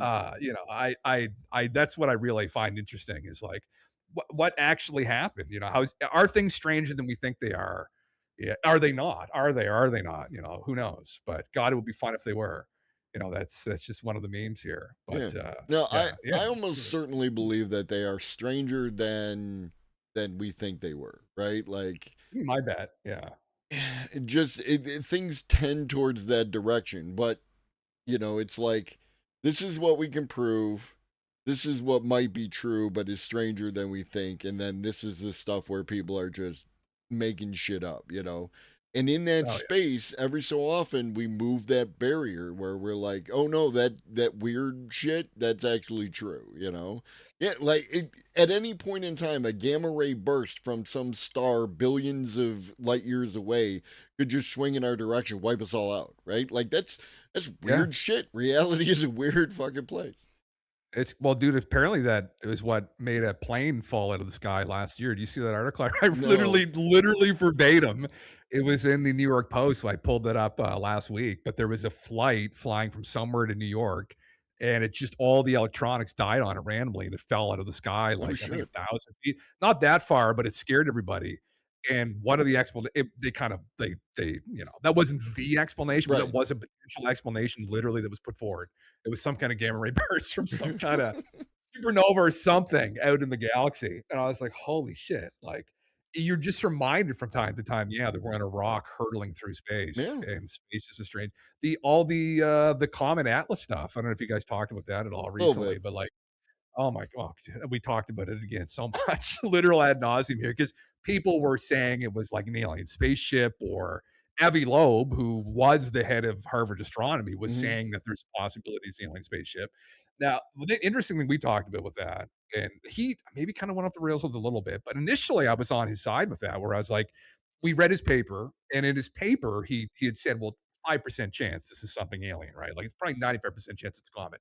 What frustrated him was there is still a lot of dogma involved in some of these institutions where we didn't know what it was at first. It came from interstellar space.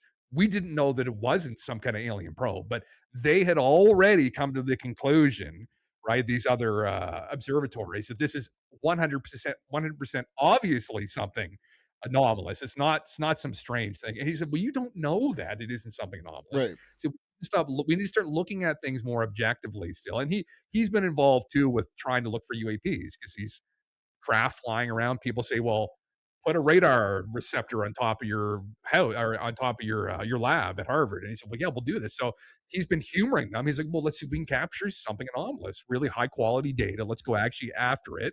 We got accredited people saying they've captured this on military sensors and stuff. Well, let's do it ourselves. And he caught some flack from people in science being like, oh, obviously not. It's, well, we don't know definitively though. And so I was behind him on his exercise of like, well, but maybe it's something weird.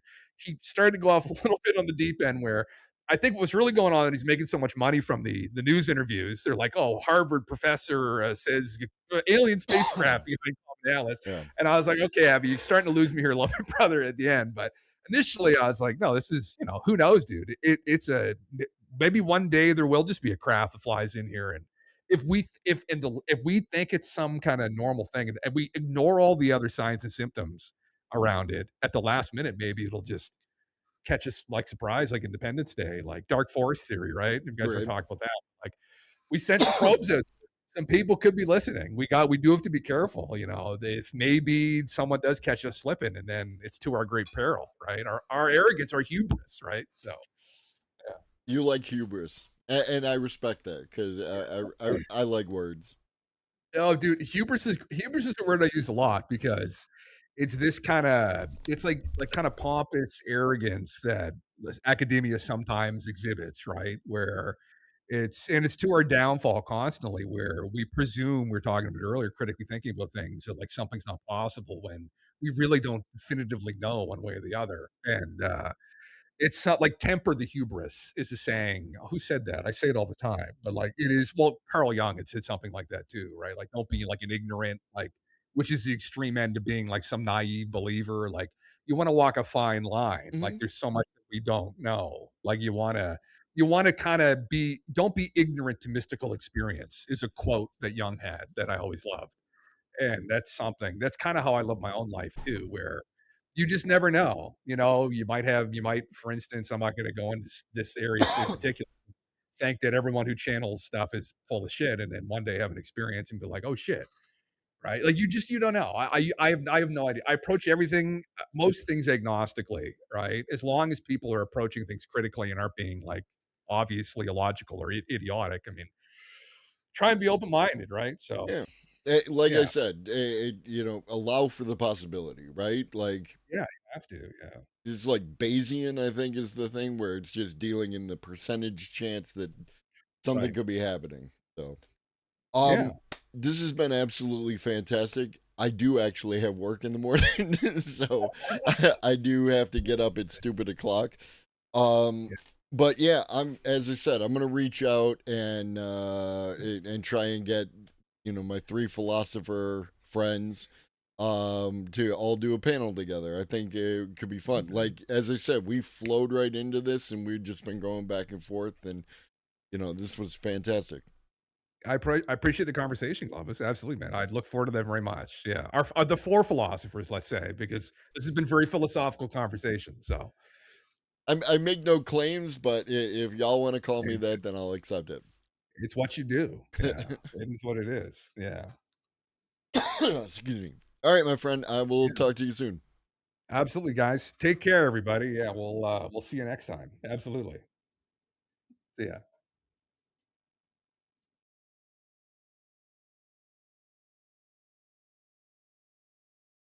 All right, folks.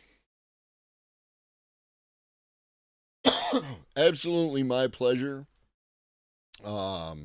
As I am wont to say after these conversations, I love talking to people. You know, I absolutely I love having good faith. Yeah. No. Here we go. I love having good faith conversations. It's absolutely top tier talking with interesting people around the world. I'm about to send you over there, Cadillo. So just hang out for a second, and you can give them a little follow. I will be back tomorrow night, and we'll get back to talking about artificial intelligence, and I will update y'all about the return of the propagandists, and hopefully I can get the philosophers together. I'm going to reach out to them a little bit later. If this is your first time here, we got a little sign off, which is in the meantime, drink your water, eat some food, take your meds if you forgot, and always remember that Shoggy loves you. So do I. Be great.